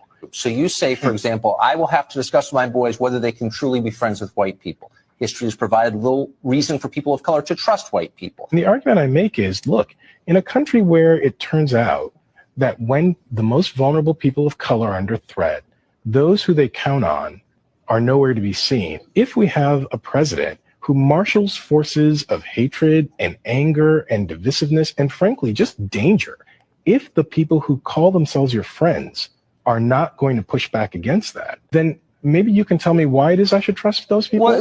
When those who count themselves as your friend see that others put you in danger, it is their opportunity to prove they're your friend. It's fine to be friendly with them, but these are not your friends. We live in. Listen now, Salakia. Tucker Carlson need to call some brother from the Israelite school if you can interview him. Like, Lord help this brother here. This brother here, he trying his best, but he's arguing, and you'll correct me if I'm wrong, he's arguing the statement, the main threat to Black people is other Black people. And he's countering it with the main threat to white people is other white people, when he should counter it with the main threat to black people is white people. Yeah. Like, how could you skip over that shit? Mm-hmm. Like, how could you just not say that and not start to run down everything we've suffered at the hands of the oppressor? Yeah. It's he's still he ain't free. He's he's still in the fabric. Go ahead, God. No, you know what? And I think back when Tucker Carlson went to interview Vladimir Putin. Mm-hmm. And before he got even started, Putin said, "Well, hold up, before we even get started to talking about the war, let's talk about history." Yeah. Mm-hmm. When he framed the narrative, and he let him know, let me let you know how it all started. Yeah. See, you can't get to the ending, or you can't deal with the present until you deal with what happened in the past. That's how it. Did we get to this point? Mm-hmm. How did we? Were we always this vile toward each other? You understand? Or was this a system of oppression that you helped formulate in this system, in your government, to help get us to this point? See, they never want to talk about. That's why they want to get rid of, because when you bring up the past, now it's critical race theory. Yeah. If it was theory, you should be able to discuss it like this theory of relativity and so forth, all the other theories. Right. But the truth is, it's practical. Mm-hmm. You understand? History is practical because it happened to us. And why can't we narrate it? Mm-hmm. Or rather, Khan, why can't we expose it? Why does it have to be narrated? Why can't we just expose it? Why can't we just uncover this shit? Exactly. Why does it have to be narrated? Why can't we just expose it? Go ahead, guys. Right, because like you brought up the thing with what happened in Germany. You never hear about it. They'll never mention. It would be an insult to mention pre-existing conditions of those people that got put in that oven. Mm-hmm. They'll never say it was 90 degrees that day. Yeah, it was already hot. Yeah, he had spontaneous combustion issues. You're right. They'll never say those things. You can never say those things in a theological or history argument. You can't say that to them because they would not. They would just talk like, "What do you mean? Where's the humanity?" See, the thing is with these people, they want us to continue to explain why we should exist, our humanity, and they don't see us as the same. They just can't do it. It's just not in them. It's not in their nature. Because after all this time, you still don't get it. We have to see another Rodney King, another George Floyd, and we have to analyze it. Like, no, it's the time is short. That's right. We need to use the eyes that the Lord has given us, and the eyes are the window to the soul. Yep. Like I yield. Yep. So right, Cap. So right. Okay, if I could, sir. Yeah, go ahead. What y'all saying is so heavy because what you brought out about him not calling out white people as being the number one threat to black people is the problem that the Christian church has created, where we are afraid to point out the villain. Yeah. I mean, because we don't want to ruffle no feathers. So my retaliation, well, black people hurt black people, white people hurt white people, but nobody wants to call out the devil. I mean, that's why I thank God for the ISUPK, because we're the only one who calls the devil to his face. You know what I mean? And that's why they'll never have somebody like Commander Jay Honda up on the show like that, because he's going to point out the devil and you can't hide from it. As you was talking earlier, and because I was talking earlier about, the pictures, I remember speaking from Commander Jay Honda, I know y'all can remember it, where Commander Jay Honda says the judge don't want to talk about your feelings. He wants to talk about the evidence. You know what I mean? He wants to talk about the evidence, and that's exactly what's happening with these pictures. Evidence is being presented on the world scene, and nobody knows how to handle it. Salaki. Yeah. No, you're absolutely right. You know, I mean, like the Holy Spirit that comes from the Lord and the Most High in Christ, that is going through the all, from the head to the lowest man and woman up in here. It gives us a certain amount of freedom. It gives us something that the rest of the world doesn't have. Like, people cannot say the white man is a devil. People cannot say, well, they're the problem. It's, well, you know, it's not there's evil in everybody. Right. Everybody does this, everybody does that. You know, they can't do it because they're not free to do it. Exactly. Like we are absolutely free men in here. We may not be able to take a helicopter and fly to, you know, wherever, or take a jet to Paris for lunch. We may not be able to buy $1 billion gaming company like Jared Kushner, or sit with Saudi prince and swindle him out of $1 trillion. But what we able to say out our mouth, brother, people go to therapy for years to find the truth. People are on medication for years to be able to say something. People have to write books and go to what they call it, sabbaticals. Right. And say again? A pilgrimage and a pilgrimage. Go to a pilgrimage and go up and talk to some monk in Tibet. Climb up some mountain to hear which come first, the chicken or the egg. Right. That's right. So like, no, look, you know, I'm seeing these monks. They traveling. They having a pilgrimage walk, and I guess they're traveling to DC. I just wish I just want to be the troll on the bridge. I said you can't pass unless you answer this question. You know, from the some dumb goy of the ISU. You may not pass until you riddle me this. You know what I'm saying? Like, because this is a joke. Okay. So like you. I've seen them. I've definitely seen them. I think they're walking from somewhere in the South Texas or something. Exactly. I just wish I could set up a checkpoint and say you cannot pass until you answer this riddle.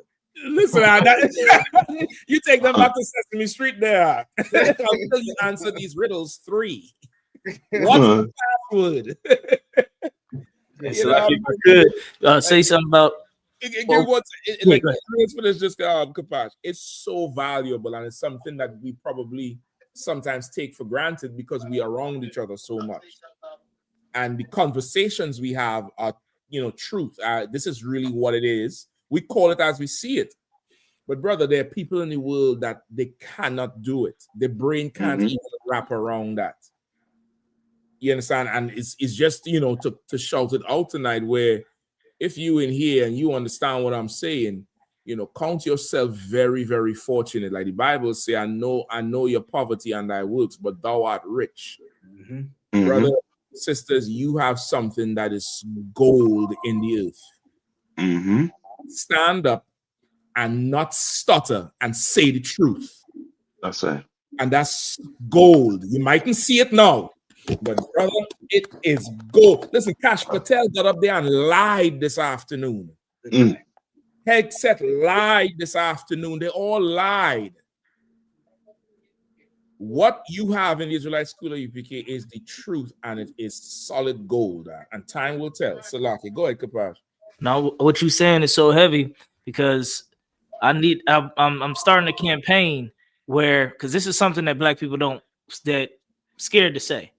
I'm gonna start a campaign where I did a video on it. I'm gonna go on the bank teller to my bank and say, I want to speak with a bank teller, you know, about getting a debit card, but I want a Black bank teller, a Black or Hispanic teller. And I'm gonna go to the hospital and I'm gonna say, I need to get a checkup, but I want a Black or Hispanic doctor. I don't want nobody else. You can go, you know, that's all I want is it got to be Black or Hispanic. Then I'm gonna go to the restaurant and say, I want a Black or Hispanic server. Yeah, that's all. Yeah, I need that since I'm paying money. You know what I mean? That's what type of service I want. You know, our people couldn't imagine saying something like that. Right. They couldn't imagine saying something, going into a business that they patronize and they paying for and requesting the service like that. Yeah. That's how controlled our tongue is, how controlled we are, how, you know, this whole political correctness, we done political corrected ourselves into slavery. You know what I'm saying? We the politically correct slave, you know? Yeah. So. Absolutely. Listen, I feed it with that shit. Sometimes I go out, I take my rib out somewhere. I ain't gonna say the whole strategy. But let's say just for I can say the whole strategy just in case the plotters is out there. Right. But a few minutes before I do my checks and steakhouse, brother, and that waiter or waitress thinks that they just up next to serve me. and make sure that's the one who's serving. Just by going in at the right time, not making eye contact, but with them. And you find some reason, you walk over to them, you check the whole thing out. Sometimes you can't go because you're looking big and scary. You ought to remember, we don't look like regular people to the people in the world. Sometimes you have to send your woman over there and see something. You go ask them something, and you make conversation with whoever the waiter is, and say, "Okay, yeah, sure, sit over there. I'll be right with you." And there you go. Like we could do it so good. We are classy at it. We don't have to be like the oppressors, like, no, send that one and make it so obvious. You could go in there, brother, and yikwab the whole thing, and they'll see you getting waited on, and you talking and laughing with the server, and you're leaving the biggest tip in the joint.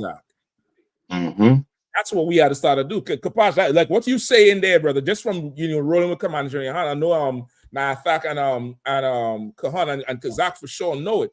When the general goes somewhere, brother, he started talk and thing, and then push the whole thing with leaving the tip, and it's being classy. It's taking something else on, and only a free man could do it. Only somebody who is free, somebody who's not bound by everybody's equal, and you got to give them a chance. No, that black person there, they're busting their ass. Back and forth and top up this and top up that and something. And the tip, I ain't putting it on the card. I paying the bill on the card, but the tip is cash for you because I ain't want you sharing that with nobody inside there. Like that's the favor you got to show each other now. You get the point? So go ahead, Cap. And they can't wait to serve Commander General Yohana because of his kindness. Right. Like you know what I'm saying? They can't wait. You know what I'm saying? Because he's so kind and so generous and courteous. You know what I'm saying? And an upstanding, you know what I'm saying, brother. They can't wait to serve him. Yeah. Because of how he treat people. You understand? So it just we just learned so much from being under Commander General Yohana, man. I think about these people, man. I just think about our brother Officer Yassad out there in Lake Lafayette, man. Yassad, man. What happened with him with that goddamn garbage when he was doing his duty with the waste disposal, man, and how that devil, you know what I'm saying, tried to unalive that brother, man. Right. That Latino sister, man, that lost her life. And I understand now spiritually that these people are unclean. Because the Latino sister was coming there to clean. The brother was coming there to clean, to empty out the waste. And both times they were met with a violent assault. Yeah. When I look at it with the intent to kill. And when I look at in the Bible Compact, the Zondervan Bible Compact Dictionary, I was just looking over the word Esau, and I had to realize what the meaning of it meant. Like he is wasted away. Yep. Come on, man. He's like the brother, he worked for waste disposal. And this man here is, when I think of the word down south, they got a phrase, they say white trash. Yeah. Boy, that's so spiritual. Because these people are filth. Yeah. And for Tucker Carlson, for him to even bring up that analogy about, who harms who, the world is harmed because of you and your people. That's right. The animals and the plants and the air we breathe is harmed. The elements. Yeah. Because of what you do. Yeah. You know what I'm saying? We're not just talking about humanity. We're talking about the whole ecosystem. Right. Because of your rule. But they're not ready for that conversation. No. And especially not with the ISUPK. That's right. So like I yield. No, you listen, that's right there. That's a clip for you. You TikTokers and say the memers and the streamers. Come on, that's an analogy right there. Because you will never hear black trash. Exactly. You'll never hear that thing. Black excellence. Black excellence. Even though we poor. Right. Even though we poor, Black excellence. They'll go find some little Issacharite sister running a marathon in a skirt, barefoot, beating everybody. Black excellence. But white trash, because you are unclean. You are unclean people. That's a hell of an analogy right there. You don't want the trash taken out. You don't want your house cleaned. You like the man who was vexed with the demons in the tomb. Right. You want to be out there where you could cut yourself and scream and yell away from society. You want to hold on to everything that's dirty. It's wild. It's wild. Slack, yeah. Y'all want to hit that this DC issue? Yeah. Just before we run out of time. Because I was just watching a video there with Donald Trump. He gave a speech. And he talked about the Somalians.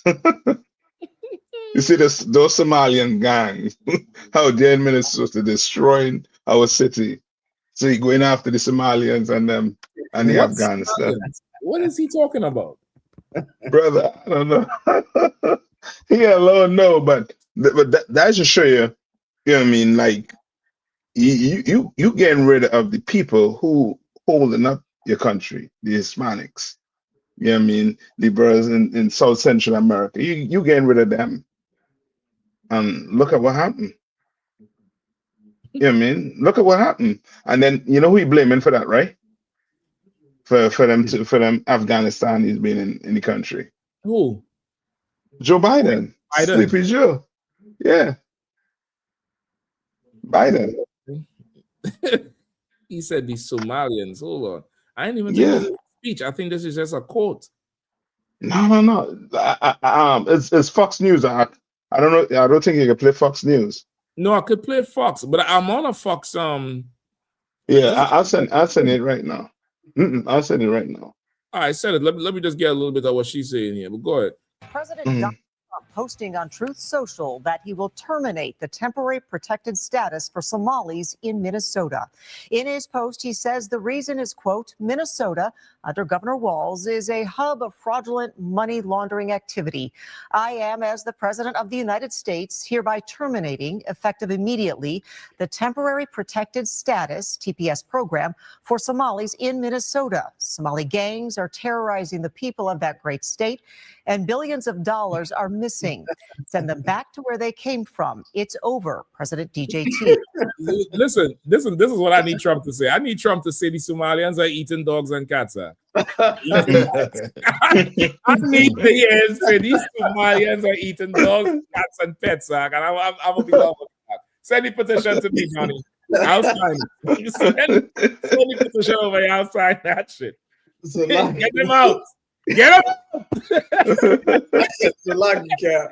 You know what? Like he sent his executive order through social media. Like this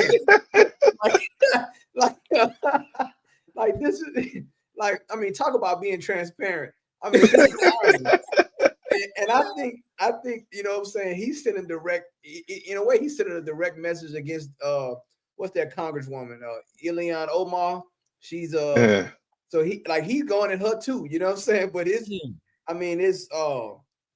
man, this is crazy because and I mean, because Somalia right now, they just had a car bomb right outside the Capitol, man. I mean, so they are dealing with government, you know, and it's a famine that hit that area in Somalia. So he really sending them people, you know, it's like a death sentence, sending them back over to Somalia right now, man. Like, it's crazy. Yeah.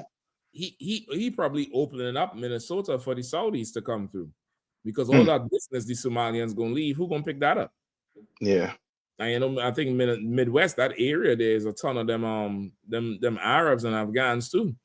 Detroit, Minnesota, is a lot of them up there. Yeah. Right. Yeah, man. Let me play something more. End quote. Now, we have reached out to Governor Tim Walz for a comment, but have not heard back tonight. Somalia's protective status currently runs through March 2026.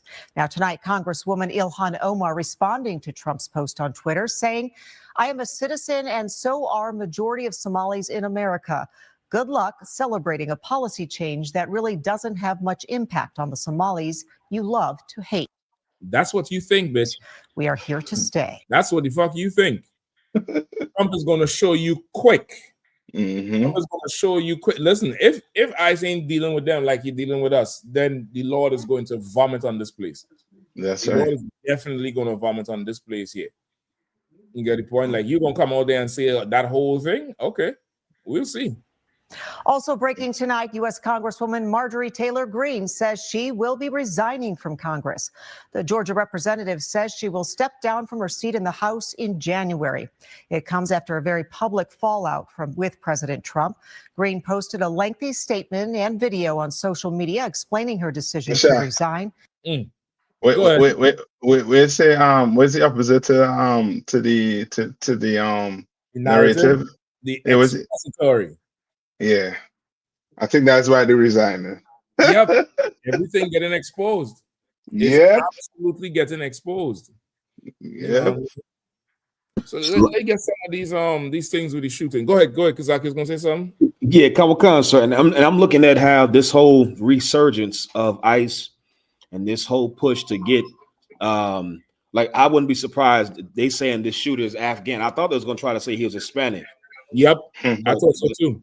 But them saying he's Afghan, like, you're going to see a push now, a strong push to really make America as white as possible. And it brings me to the scripture where in Isaiah where it says, every man shall return to his own land. Like this Somali, like you heathens, you've came to America and it's so beautiful to me. You have diminished and dismissed Blacks, Hispanics, and Native Americans when we have told you how much of a devil this man is. That's right. Yeah. And because of it, because you've aligned yourself with him, you haven't seen just how much he can be a devil. Right. And these, like you said, Kev, like she's speaking with so much fervor as if she has protection because she's in the government. Nigga, they tried to kill the damn governor of Michigan. They stormed the Capitol. Yeah, these are people that at any moment, everything that you thought was an institution of democracy and all that beautiful garbage that's again on paper. You understand? All you gotta do is look at the pictures of January 6th, and you'll find out who America really is. And you Somalis, if you were smart, get the hell out of here. That's right. And you got somewhere to go. Get the hell, go back to Somalia, man. You understand? Flee. Because I'm telling you, you're gonna find out what we've been trying to tell your big bobblehead selves for so long. Right. The white man is the devil, and he's going to show you exactly how much of a devil he can be. Right. That's right. Can I? You know what? I wish they sell some of them parking spots in DC the weekend. We used to go out on the weekend and sell some of them so we can get them. Look, the Somalians, man. Look, when you really look at those Somalians, man, like they don't understand, like what you saying. These people, and you could blame the Democrats for this, partly because I mean, when that cat up there in New York won. They had some woman on TV. She was crying, and means something a lot, and we gaining traction, and this mean a lot for the vote. And I'm like, I wish I could just get on TV and say, you don't get it, do you? You don't get it. Like they don't choose the ballot; they choose the bullet. They don't care about elections. They just tried to overturn the presidential election. Violently. You don't get it, do you? You think these people care about government? I said it before. They know how to grow government and they know how to shrink government, but they don't know how to run a government. And that's the 3-card model they playing with us. That's why every so many years they have to start a war, but they have to do something internally in this government to distract you because they can't run a government substantially. They can't do it. You understand? Because it's not in their nature. They don't know how to rule. Ruling is not, they don't know how to rule. They don't know how to have a civilization.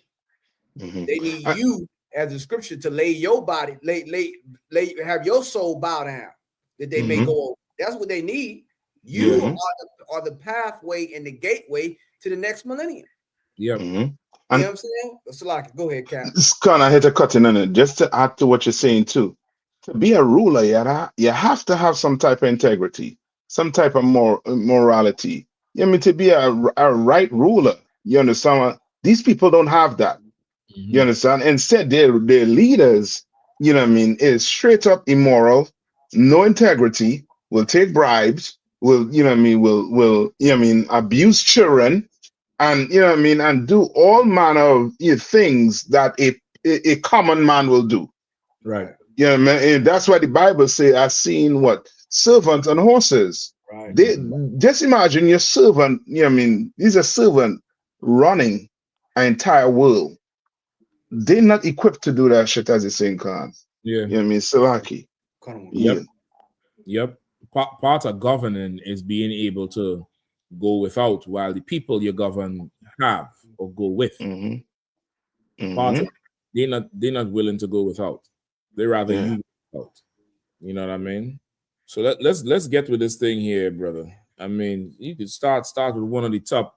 Get them a good idea of what happened in DC today, and then we can wrap through the stories and see what it is. Come on, sir. We have pull it up. Right, I think this happened today, just about 2 o'clock or 3 in the afternoon. You know what I mean? Sir. Afghan national Ramanullah Lakanwal, who came to U.S. in 2021, withdrawal, ID'd as alleged terrorist gunman in shooting of 2 National Guard members in D.C. The crazed gunman who shot 2 National Guard troops in a possible terror attack near the White House Wednesday have been identified as a 29-year-old Afghan national who came to the U.S. during the chaotic 2021 Afghanistan withdrawal. Law enforcement sources told the Post Ramanullah Lakanwal was allegedly lying in wait before he rounded the corner near the Farragut West Metro Station in Northwest D.C. around 2:15 p.m., then opened fire, striking a female guard in the chest before shooting her in the head, according to law enforcement sources. Lakanwal, who entered the country under Operation Allies Welcome and resettled in Bellingham, Washington, then allegedly fired at and struck the second guard until a third guard stationed nearby rushed the area and took him down, the sources said. 2 armed soldiers who were patrolling the streets when the suspect launched his rampage were taken to a nearby hospital in critical condition, authorities said. The suspect, who was reportedly shot 4 times, was hauled away nearly naked in an ambulance and acted alone. Police have not revealed a motive for the attack. Law enforcement sources said the FBI is initially treating the shooting as a potential act of terrorism. DC Mayor Muriel Bowser told reporters Wednesday afternoon it was a targeted shooting in which one individual appeared to target these guardsmen. The shooting, described as an ambush, erupted near Farragut Square in Northwest D.C., a bustling area filled with retail stores and restaurants. Once again, if I could, like, how could they confidently say this was targeted? Are they saying targeted meaning he targeted just the National Guard, or he targeted these specific 2 people? I think they mean like this woman guardsman. But that's what it sounded like to me. But I could be wrong, sir. So it's the woman guardsman, and then there was another person shot too, right? Yep, Kamakan. So he specifically targeted them too, or just Kamakan. That's what I'm saying. They said he waited around the corner because you know them National Guardsmen, they have like almost like a beat where they walk the same. When we be at camp, it's like this, you'll see them every 30 or so minutes, the same one. So it's like if you watching them, you can see they have a path they walk. So it sounds in the article it said he waited around the corner where they were and then attacked them. That's what I'm saying. So how they know that? Like, how would they know this is not just random act of terror? Right. That he's whoever is there. Right. Like, they make it like he, singled out this woman. Right.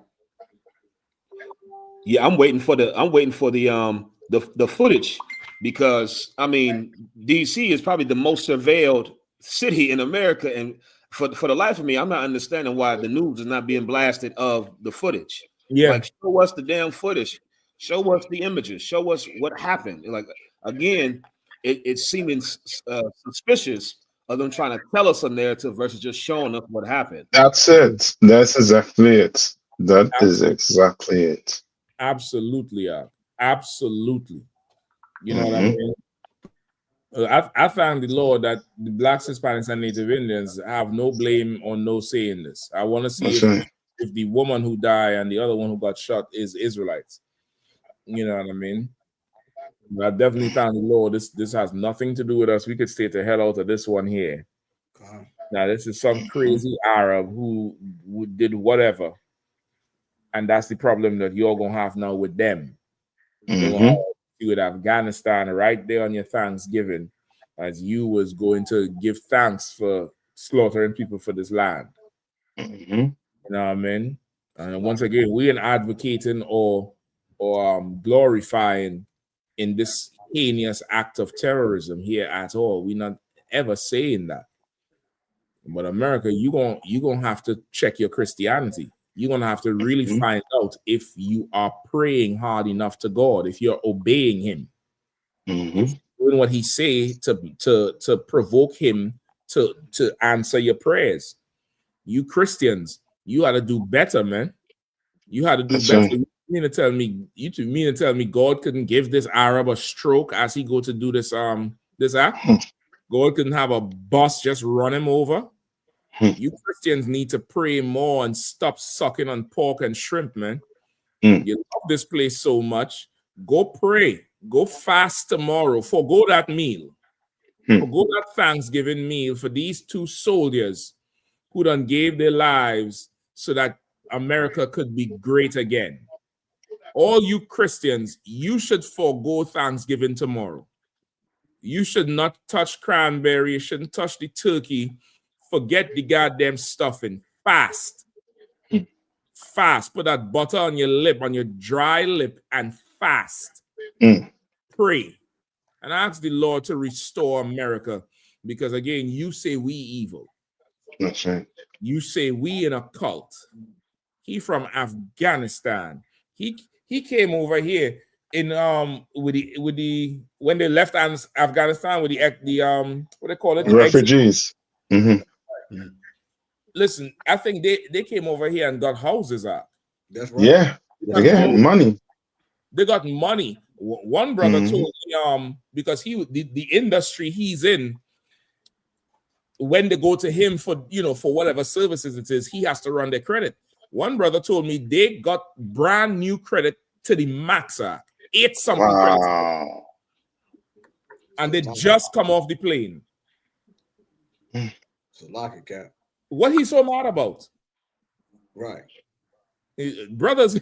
We listen, Con. We get a little TANF and SNAP and the food stamp card. Come on, we throw in a damn party. We telling everybody to pass through for food. You get a house. You get brand new credit score, and somehow 3 years later, you need to kill somebody? That's right. That's right. Yeah, maybe you should have given us all of that resources. Go ahead, Con. No, Captain, what you saying, the nuclear.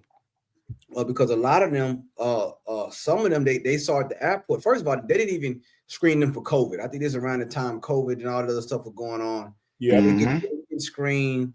And then not only that, there was reports at the airport when they touched down in America that some of them had briefcases full of money, luggage in their luggage. They had tons of American dollars, $100 bills in a luggage suitcase.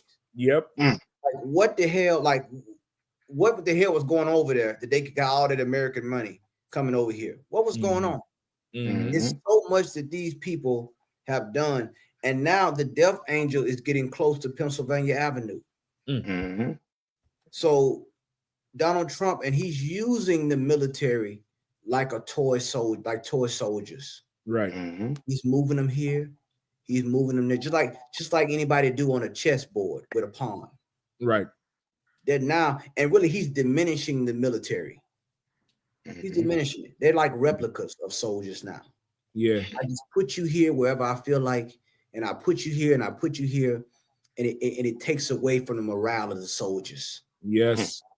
Because now they're at his beckoning call, and they have no purpose but to serve him, or just sit outside the ballroom and get shot. you know, while they hang up the chandelier. Like this is, you know, I can't really say what I want to say. So I mean, let me stop, Cap. Let me go and get off this. So like I yield. No, you're absolutely right, John. You're absolutely right. Go ahead, Priest. Come on, so it's like it too. And Captain Kahan, what you're saying is so heavy. It's like everything is the Lord is like he's setting the stage for everything to fall so beautifully. Because with Congress members telling members of the armed forces of the white man's military to disobey a unlawful order, right? And then you like imagine you in Esau military, and you already upset that he brought you to DC to play policeman and clean up. The morale was already low, so you're already feeling like you shouldn't even be here in the first place, which is from what I'm hearing is how most of the troops feel. You can see it as they walking up and down DC. It's a slight. It's like this is beneath us. You understand? And so to already feel like we shouldn't be out here doing this, and then to have something like this happen, this right here is creating yet another schism and a rift. And we're going to see somehow the backlash for this play out later down the line with these troops, because this right here, for a lot of people that serve in Esau's military, this right here is unacceptable, because they're not going to blame that. There's going to be some, of course, that blame the Afghan, but they're going to be a lot that are going to say, you put them here to clean up and they got killed for nothing. Like Captain Hunt said, you understand? Using us like toy soldiers. Yep. Like you got us out here doing nothing, and these two soldiers died for nothing. They died for nothing. And this right here, this is not going to just go away. There's certain things, like when you look at history overall, it's certain like effects that you can see, okay, this directly led to this, which directly led to that. I think this right here is going to have ripples within Esau's military, and you're going to see some type of larger schism happen. That's right. Can I say one thing too? Because you're saying something that's so heavy, because like you said, the morale, you can tell the morale, and they got to be stationed there doing these so-called holidays as well. So you know what I'm saying? And then now this happens, and then, you know, he's trying to use them as his personal, like stormtroopers. And then like I look at history, you know, you look at Napoleon and how he rose to power. He put his claim to fame was putting out an insurrection. You know what I'm saying? Which other ones wouldn't gonna do it, because they feel like you harming the citizens of France. But he rose to power with that cannon. Right. You understand, that grape shot. Right. You know, in a public square. And that's how he, you know what I'm saying, he started making his bones, and you see what he did when he got power. You understand? So, like you said, this right here it just shows you where we are in America, and they can frame it how they can say political violence, they can say racial violence. It's violence. You know what I'm saying? Unadulterated. You know what I'm saying? And it is, and it's going to be more of this, because you can't, like the scriptures say, terror gonna make him afraid on every side. That's right. Fracture in the MAGA movement already. That's right. What's the name? Fuentes gaining power. Like, I mean, he's getting, you know, they're going from red hats to blue hats. Make America great again to America first. You seeing it's going to go from cryptic to apocalyptic real soon. Ain't gonna be no guessing. You understand, on what the UPK was talking about. You understand? You know what I'm saying? Commanding General Yohana and the men before him was spot on right. The Lord gave them that message, and they delivered the story. Like I yield. And if I could jump in there, what you're saying is heavy.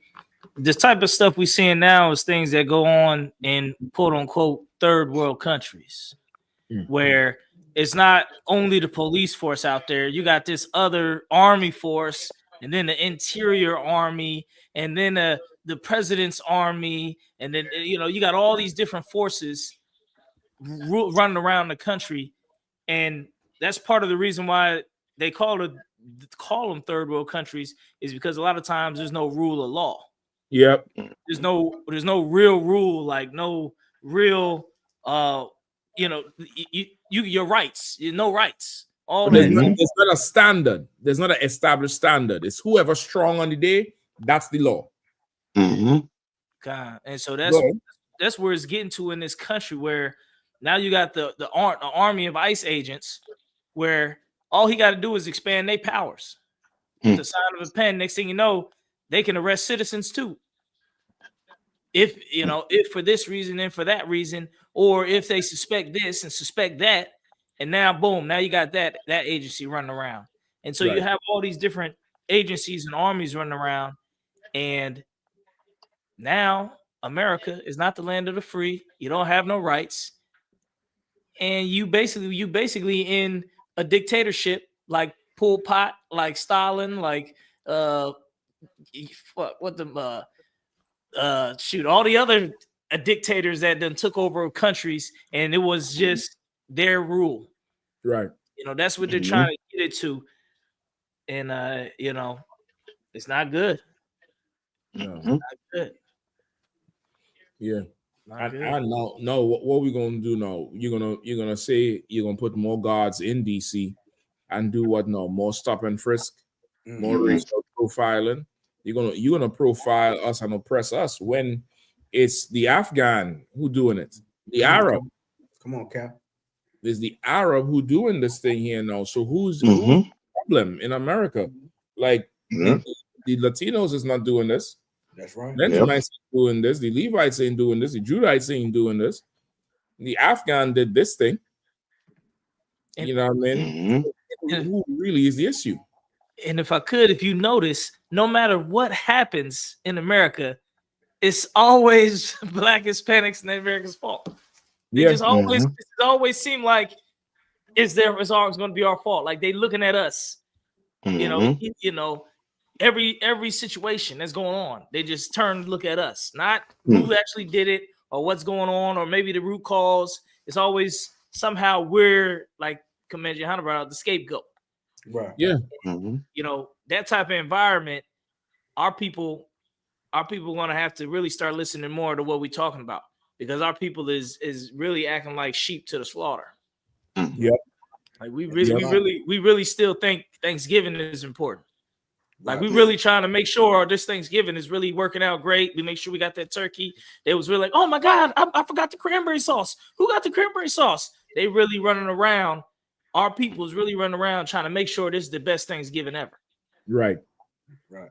When in the background, all these nations are vying for a place in the seat to eat at us, to pick at us, and the oppressor is sitting at the top of the table. Right. Right.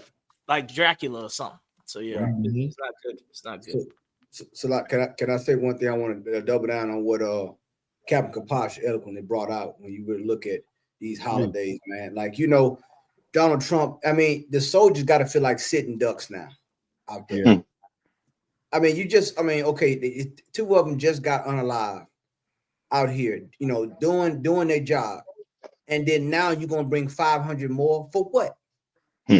Even have you just know you captured him. What they're going to be like, what now? Now they're going to feel like sitting ducks. So you feel like you're going from essential to expendable now at the hest of the president. And then, then you want to celebrate this evil holiday, calling Thanksgiving. I mean, just that holiday alone should have let you know about integration. Right. We should have been there. You want to sit at the table? Well, you on the menu.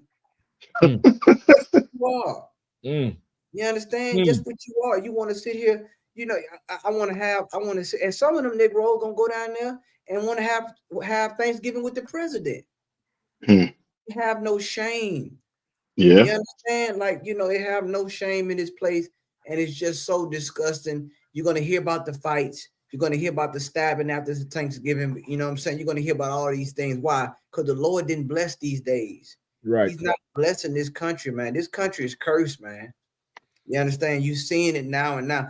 Look, if you ain't trying to get to the Passover, man, come April 4th, April 5th. Hey, if you ain't trying to get out there 4th, get out there in Houston, Texas, man, and get and break bread with Commander General Johanna and the ISUPK, I don't know what's wrong. Something wrong with you. Right. You know what I'm saying? Like you missing a golden opportunity to present thyself before the priest and really to show the Lord that, look, man, I'm rededicating myself to the Lord, man. I want to serve the Lord. Like, this ain't no, You know, this ain't the season to be jolly. That's right. Around with happy holler. What's happy about these days? Nothing. Right. That's right. You understand? You didn't even know you're gonna get food stamps 2 weeks ago. That's right. What are we talking about? Mm-hmm. Like Captain Shock say, but we evil. Right. You want to send Commander General Yohana hate mail for us to read? Right. Something wrong with us. All this misguided hate, all this misdirected hate towards the UPK. Nah, man. You know what I'm saying? You just I don't believe it. You got to make me a believer with this, because I don't understand how you hear all these dog whistles, but you can't hear the trumpet. Right. You understand all these other things. Oh, well, this is a dog whistle. This is a dog whistle. We've been blowing the trumpet for years. Right. I think you have selective hearing. That's it. That's right. That's just my opinion. That's it. Yeah. You know what I'm saying? I just my humble opinion. I just think you hear what you want to hear. And who That's you right. That's right. So like That's right. I think you're absolutely right with that. And listen, these National Guard now, you know, it was 70 degrees today, brother. I think they say it's a 25 or 30 degree drop over the next 24 hours. Brothers come to class in short sleeves, walk outside after the class, and it's like, it's cold as shit out there. I'm talking about a matter of hours. Which means the National Guard got to be on patrol, you know, high alert in this cold ass weather. And Trump is in Mar-a-Lago. He's not even in the White House. He can't even take a SUV and drive down to GW Hospital or wherever to take these soldiers and be there when their family members come. If he was a real leader, if he was a real leader, a real governor, if you would stay at home, the Bible says this proud man, he wouldn't even stay at home. So goddamn proud. You're supposed to hear that and get a whole crew, and them Suburbans supposed to be pelting through DC behind the ambulance because your soldiers matter to you. Instead, you tweeting from a resort. In your pajamas. How they say it in the Wakanda movie? This is your king, right? And that's your king. That's your king, right? That's the man who's saying, "Make America great again." You signed up for this. You following lawful orders, according to you, right? According to you, you feel like you walk in the streets, you're doing your duty, you're in your kingdom. I get you. I see. I understand. I understand your mindset, because I'm a man of authority, under authority, the same way. That's right. That's right. And some people come and blow your head off, and your leader tweets from his resort. That's hell, Cash. Oh, Slack, go ahead, sir. Now, just about to say, you soldiers, you better really check and see. The Bible say, I'm gonna look for the scripture. Go ahead, because let me find that precept in the Apocrypha. Come. What you saying is so heavy, sir. And okay, that is what the assessment that you made is the assessment that any man in that position, they like what you said is what they're saying. They're saying the same thing. Right. I'm willing to put money on it. They are saying the same thing. Like if he was a real good leader, he would have said, he would have tweeted, "I am on my way back to DC now." Come on, on, something like some sense of like everything I got going on stops. Yeah, exactly. You know what I'm saying? Like that would, as a soldier, if I was in the Esau's military, that is what I would look for. A response is as what you just said. Like I'm on my way back now to DC because the soldiers' lives matter to me. Like you said, this kid is in the Florida heat, enjoying the sun, Mai Tais. You understand all type of just deliciousness, and he's laying there tweeting. You understand, laying on the damn recliner tweeting. You know how tragic it is. Like, nah, man. And again, these soldiers are marking this in their brains. There are a lot of soldiers that are marking this in their brains, and I pray that if you're Black, Hispanic, or Native American, I pray this be the straw that break the camel back for you to say, I am not valued in this white man's military. That's right. I hope you see this and know that you being Black, Hispanic, or Native American, you are already on the bottom of the totem pole in Esau military. He not even honoring the white soldiers. Just know you getting the real bad end of the stick. And you better find your military, God's military.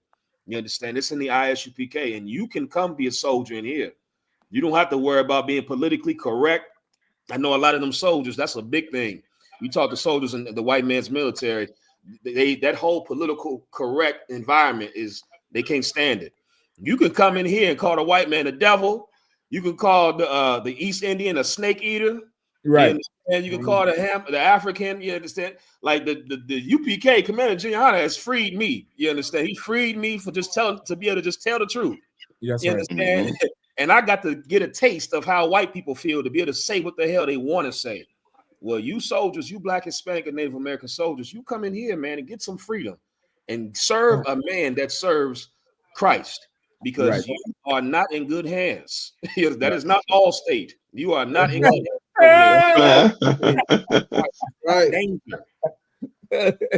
So like because you bring it home because that's how mutiny start. That's right. When you start to have that type of, and they just deported a brother, a Latino brother that was a recipient of a Purple Heart. Mm-hmm. That's why those congressmen and senators or whatever made that video about don't follow unlawful orders.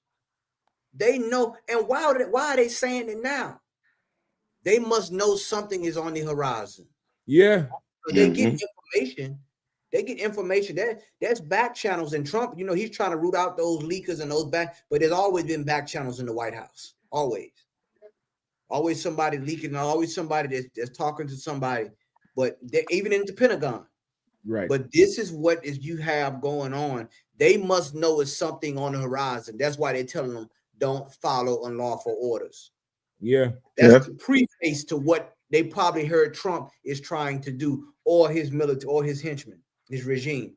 But these types of things, like you said, it's going to, like, now, Lord forbid, if they bring 500 and somebody else get unalive, then you really got a problem. Now you really got a problem. You're going to have the blowback from this is really going to be something. You know what I'm saying? So like, I yield. Good point, Officer Kazan. Listen, like that's going to be the measure now. You're going to flood this place with soldiers. And if somebody else gets hit, Trump, what is you doing? Or somewhere else where you don't take them soldiers from gets it. Now it's the empire going to be spread too thin. The empire is going to be spread too thin. Anybody know where that precept is? Not the one where a man of war that suffered poverty. There's one, I'm paraphrasing, where it says it's, is it a shame? I think it's the shame one. Things to be ashamed of. To shame, it should be ashamed to I think don't be afraid, don't be bashful of, or something like that. So like you talking about the one where to serve a man that's not that's lesser than you. Yep. Okay. I think it's the shame one. Yeah, don't be ashamed of, basically, before the Lord. Don't be ashamed. Right. I think it's down in that one. Hold on. Ecclesiastes 25:8. No, Salaki. I think it's in 42. Oh yeah. Well, it's a second part.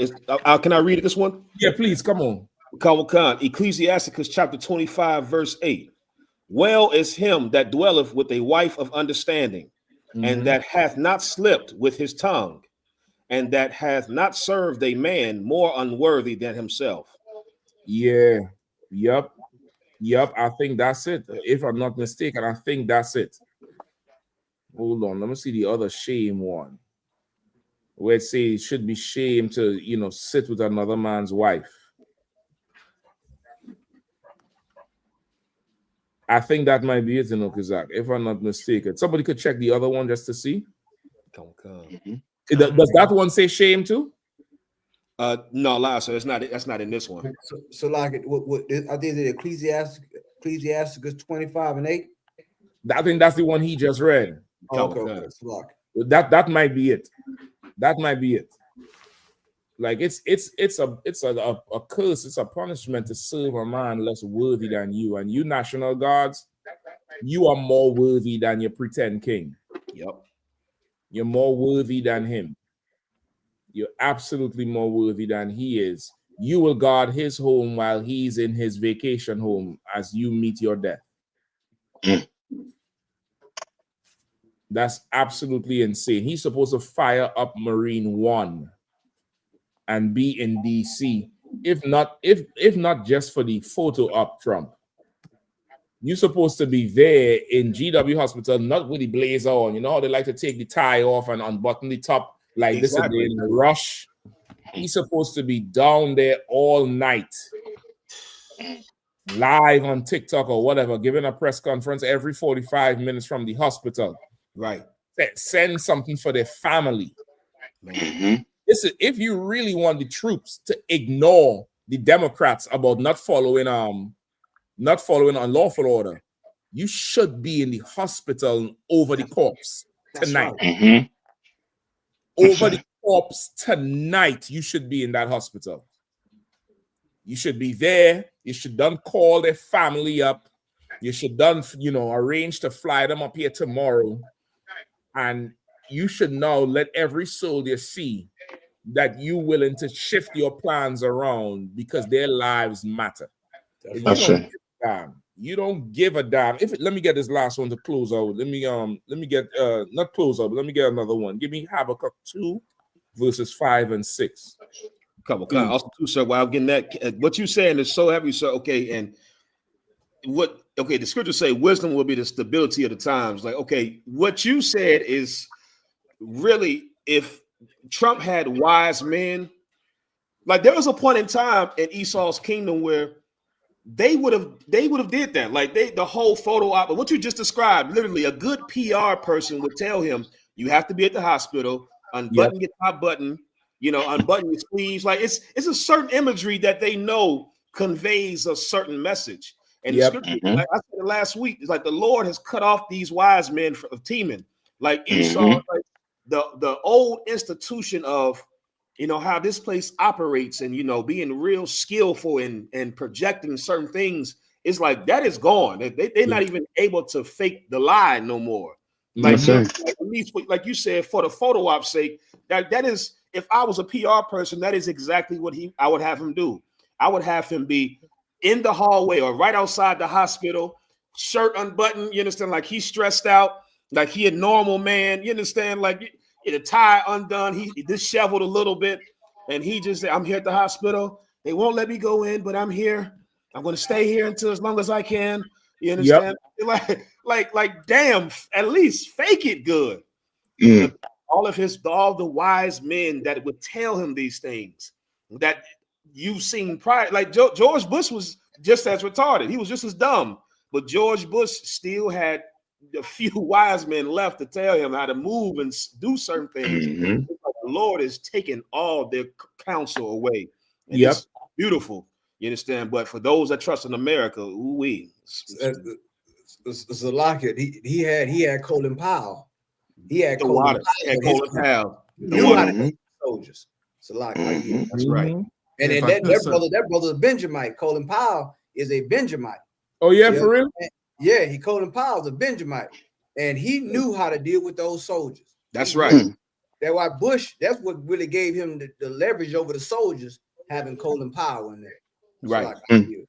If I could, sir, what Kazak says so heavy, because as he's saying that, I remember and the funny thing, we've seen this play before.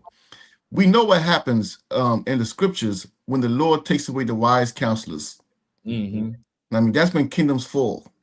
Yes, I mean, and those wise counselors are typically there to tell you, do this to appease the crowd, to appease the people.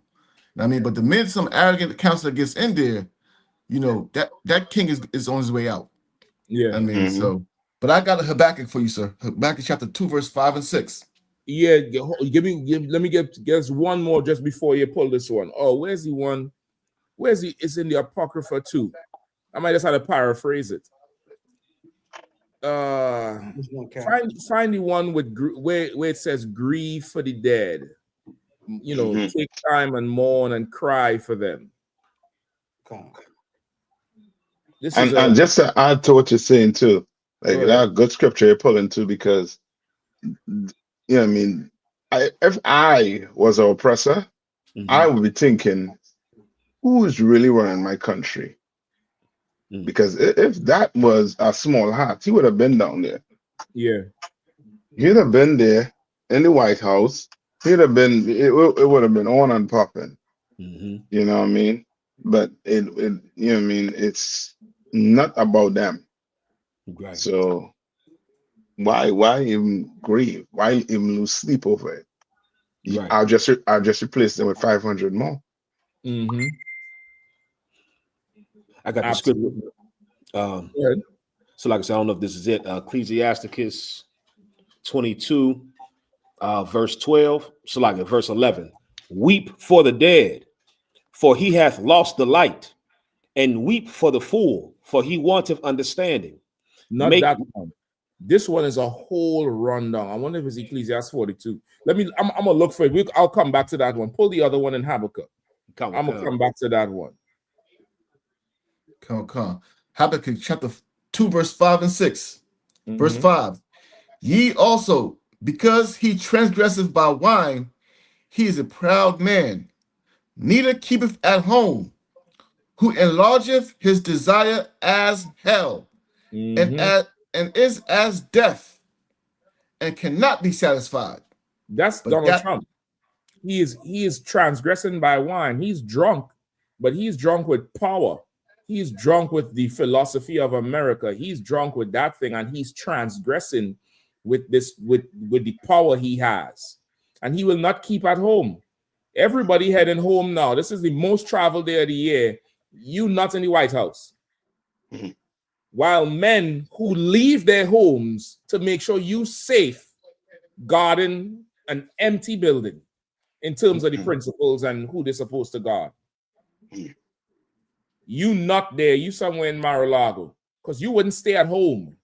You're flying everywhere, cutting deals. You're trying to enlarge in yourself, and you would not be satisfied. There's 2,100 active guards in DC right now. You want to add 500 more. You want to do that. Go ahead. But gathereth unto him all nations, and heapeth unto him all people. And he want to gather all nations unto him and heap unto him all people. As much as he talking this deporting thing, he's surely cutting deals with the Chinese. He's surely cutting deals with the Arab, with the Israeli man, whoever else. That's right. You want to heap unto everybody. Go ahead. Verse 6. Shall not all these take up a parable against him? And a taunting proverb against him? And say, woe to him that increaseth that which is not his. You understand? That's what's going on now. Because of how you is, shall not everybody take up a parable against you, Trump? Just like the Issacharite brothers, they call him Mr. Taco Man. Right. Trump always chickens out.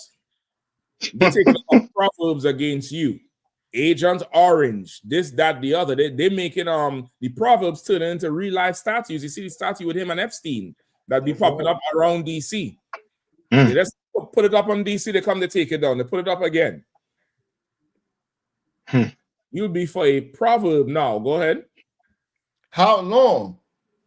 And to him that latheth himself with thick clay. How long? How long you gonna continue how you are? And to him that ladeth himself with thick clay, you protecting yourself, you insulating yourself, while the men who protecting you hazard their lives, and you wouldn't raise up all for your loins. Insane.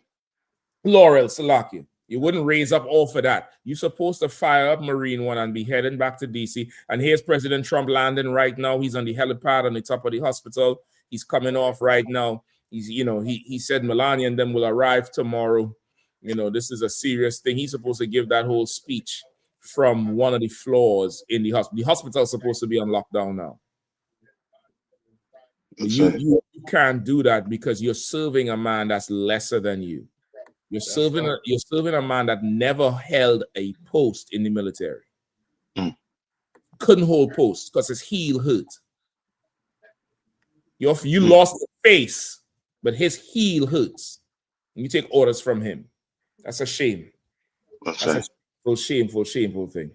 That's it. Anybody find the other one? Is it Ecclesiasticus 38 and 17? That's what I have right here. So like I gotta step out of one. Yeah, how about you, man? Get Thanksgiving money tomorrow because I ain't celebrating it. No, it's all good. We're gonna be done in 2 minutes too. We ain't staying too long.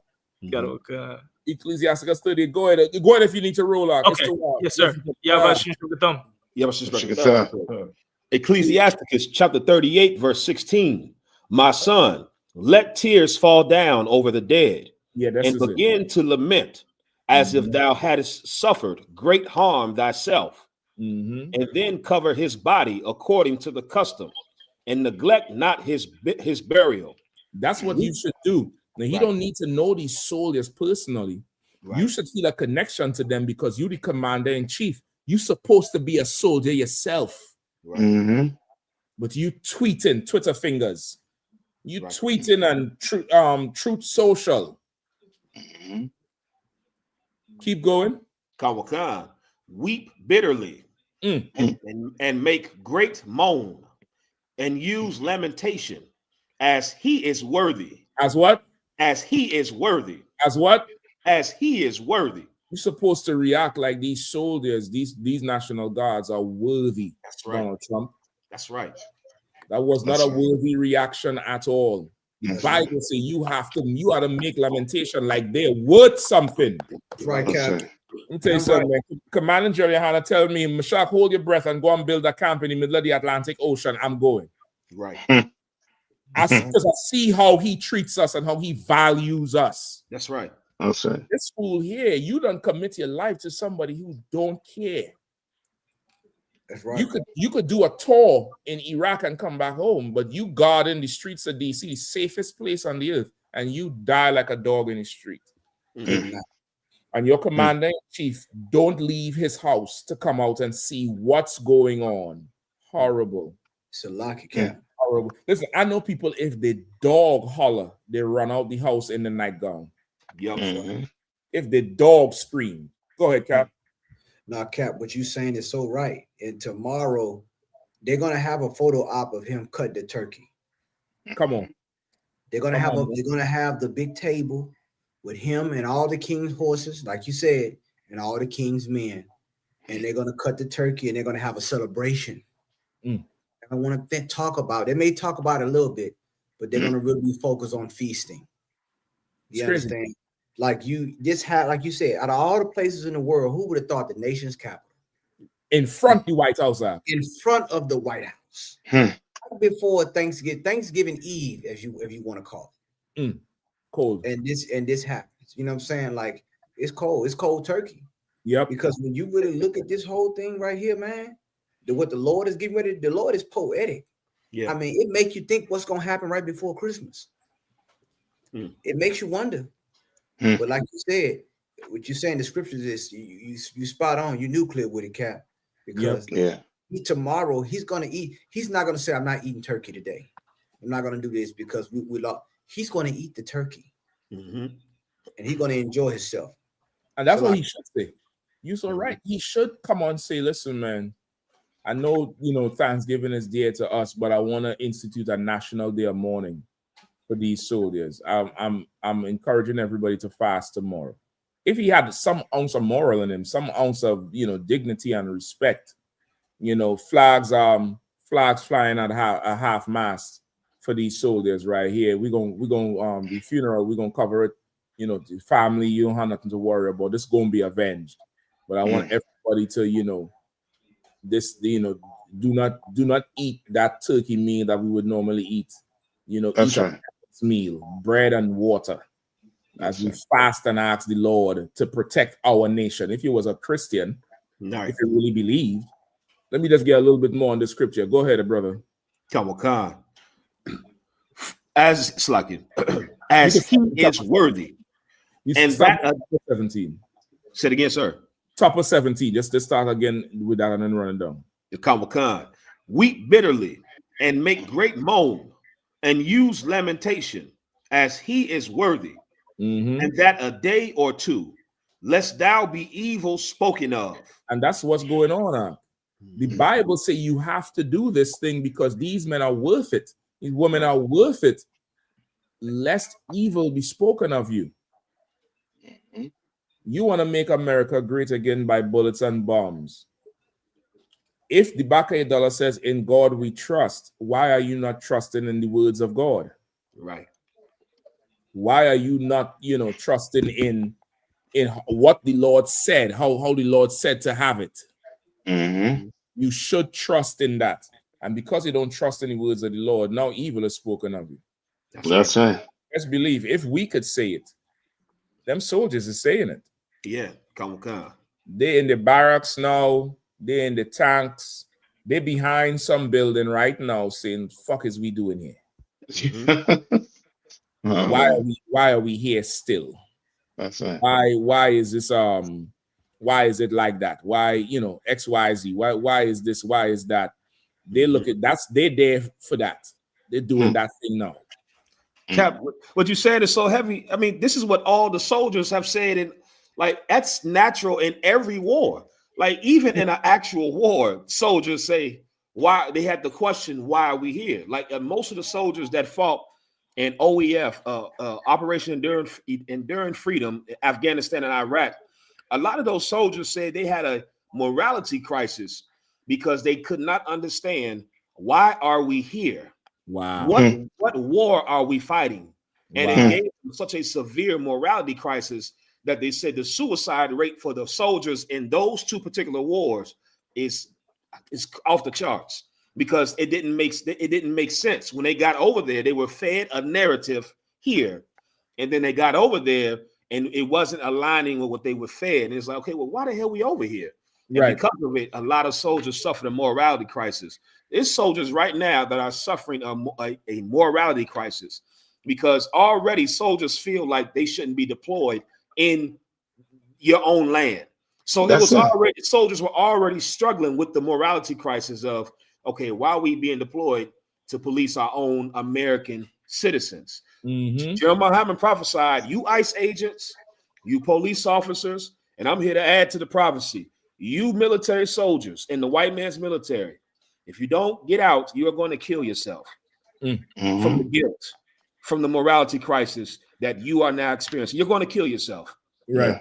Because you're not fighting a righteous war. You're not fighting for a righteous cause. You are being used as a tool for a man who thinks you're not worthy. Donald Trump has made many comments that he believes soldiers are losers. You understand? You're a loser to him. That's why he was going somewhere when Charlie Kirk died. He came back when Charlie Kirk died. He hasn't came back yet. Yeah. You soldiers are losers to him. You're stupid enough to join. Are you stupid? Like these people are you're stupid enough to go fight. That's how he views you. You're not worthy to him. He's showing you. And the Lord is showing you hypocrisy because Donald Trump, I thought crime was down since you deployed the troops in DC. I thought crime was down, and the Lord had a crime happen right in front of your house, in front of your door, in front of your door. But crime is down. Yeah, the Lord is a chess player on a level that we can't understand because he is exposing your hypocrisy, Mr. White Man. And to add to what Kazak's saying too, God, they said that same thing with the Israeli troops and them, the IDF. They're on a ton of medication, and there's a lot of suicide taking place with them. You know what I mean? And a lot of them did not want to go back. You know what I mean? Like they're stopping the war and reverting back to that bombing campaign is because they didn't have enough men to continue doing what the hell they was doing, because they was coming back messed up and committing suicide. They're not poor enough. Yeah, they're not poor enough. We live in communities where we see brothers come back without a leg. A brother come back, he ain't too right in his head from the vaccines or whatever they give him and the pills, and brothers still go sign up for that Camaro. The Israeli soldiers are just not poor enough to go back and sign up for another talk. This is not a matter of courage. This is poverty. They're just not poor enough. You know what I mean? That's it. You know what I mean? Listen, man, You brothers and sisters out there in that National Guard and in the military and the police and Secret Service, I pray y'all get the wisdom to leave America. Let's leave them with their problems, man. Come out of her, my people, so you do not partake of her plagues. That's right. And these plagues is coming to this place, and if you stand with this place, you're gonna get infected. You're going to get infected with the plagues, man. That's right. And listen, with that, we want to say shalom to Walter, everybody for locking in and liking and sharing the comments. Listen, don't forget, Commander General Yohana going to be on the same channel every Monday night, 9 p.m. with the Heavy Hitting Crew. You know how we do it. Black Watch News live every Monday night, 9 p.m. Pay your tithes, man. 10% of all your increase on earnings must come into the priests and prophets of the Lord. ISUPK.com. Pay your tithes. Go on there, pay your tithes, man. See, send it in. Put a standing order, man. Let that thing come onto your check every week. You know what I mean? Also, too, on the website, pay a Passover fee, $200 per person, 17 years and over. Get that Passover fee in April 4th, Houston, Texas. We're going to be down there. Book your flight, rent your cars. Do it early, man. Get this thing early. Lord, allow this one is the last one if the Lord willeth. Because this place is already in hell with a handbag, with a backpack. Forget going to hell in a handbag. It's standing there with a backpack, with a suitcase. You know what I mean? Again, of course, the usual suspect, Captain Nathak, always on the inside with us. I'm going to say National Guard. North Carolina. North Carolina, South Carolina, you know what I mean? Jamaica doing the whole thing, Bahamas. Of course, Captain Kahani, no introduction. You all know holding down the whole South, running the whole thing. You know what I mean? Captain Kapashi had to step away, of course, but he usually on the inside. And then you have, of course, Officer Warrior, Officer Kazak, 1 and 2 men rocking the whole thing, holding down the whole DMV. You know, this is real wisdom and real, life-changing things we doing up in the school here, man. Send your tithes and support the truth, man. With that, we'd like to say shalom. Yavshan Shabrak.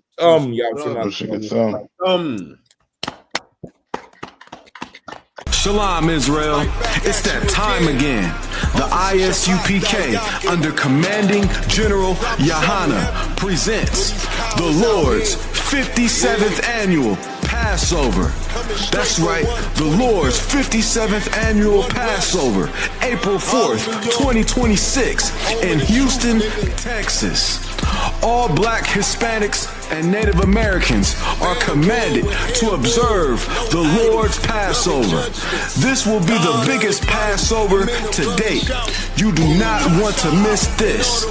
Fresh lamb, fresh wine, and bitter herbs as commanded by the Most High. Only $200 per person, ages 17 and up. The biggest event of the year. There is only one Passover, and it's under Commanding General Yohana. See you there, Israel. Shalom. Nobody else there to compare to. Train for war, men of war, and warlike apparel. Prefer our leaders, can't get between us. Watch where you stepping. Hey, listen, brothers and sisters, man. If you like what you hear, hit the subscribe button, man. Subscribe to this channel. And also, please, go to ISUPK.com and pay your tithe. Drop me some cash so we can move around this planet like we need to, man, and do the things we need to do. They're one West. They're one West. They're one West.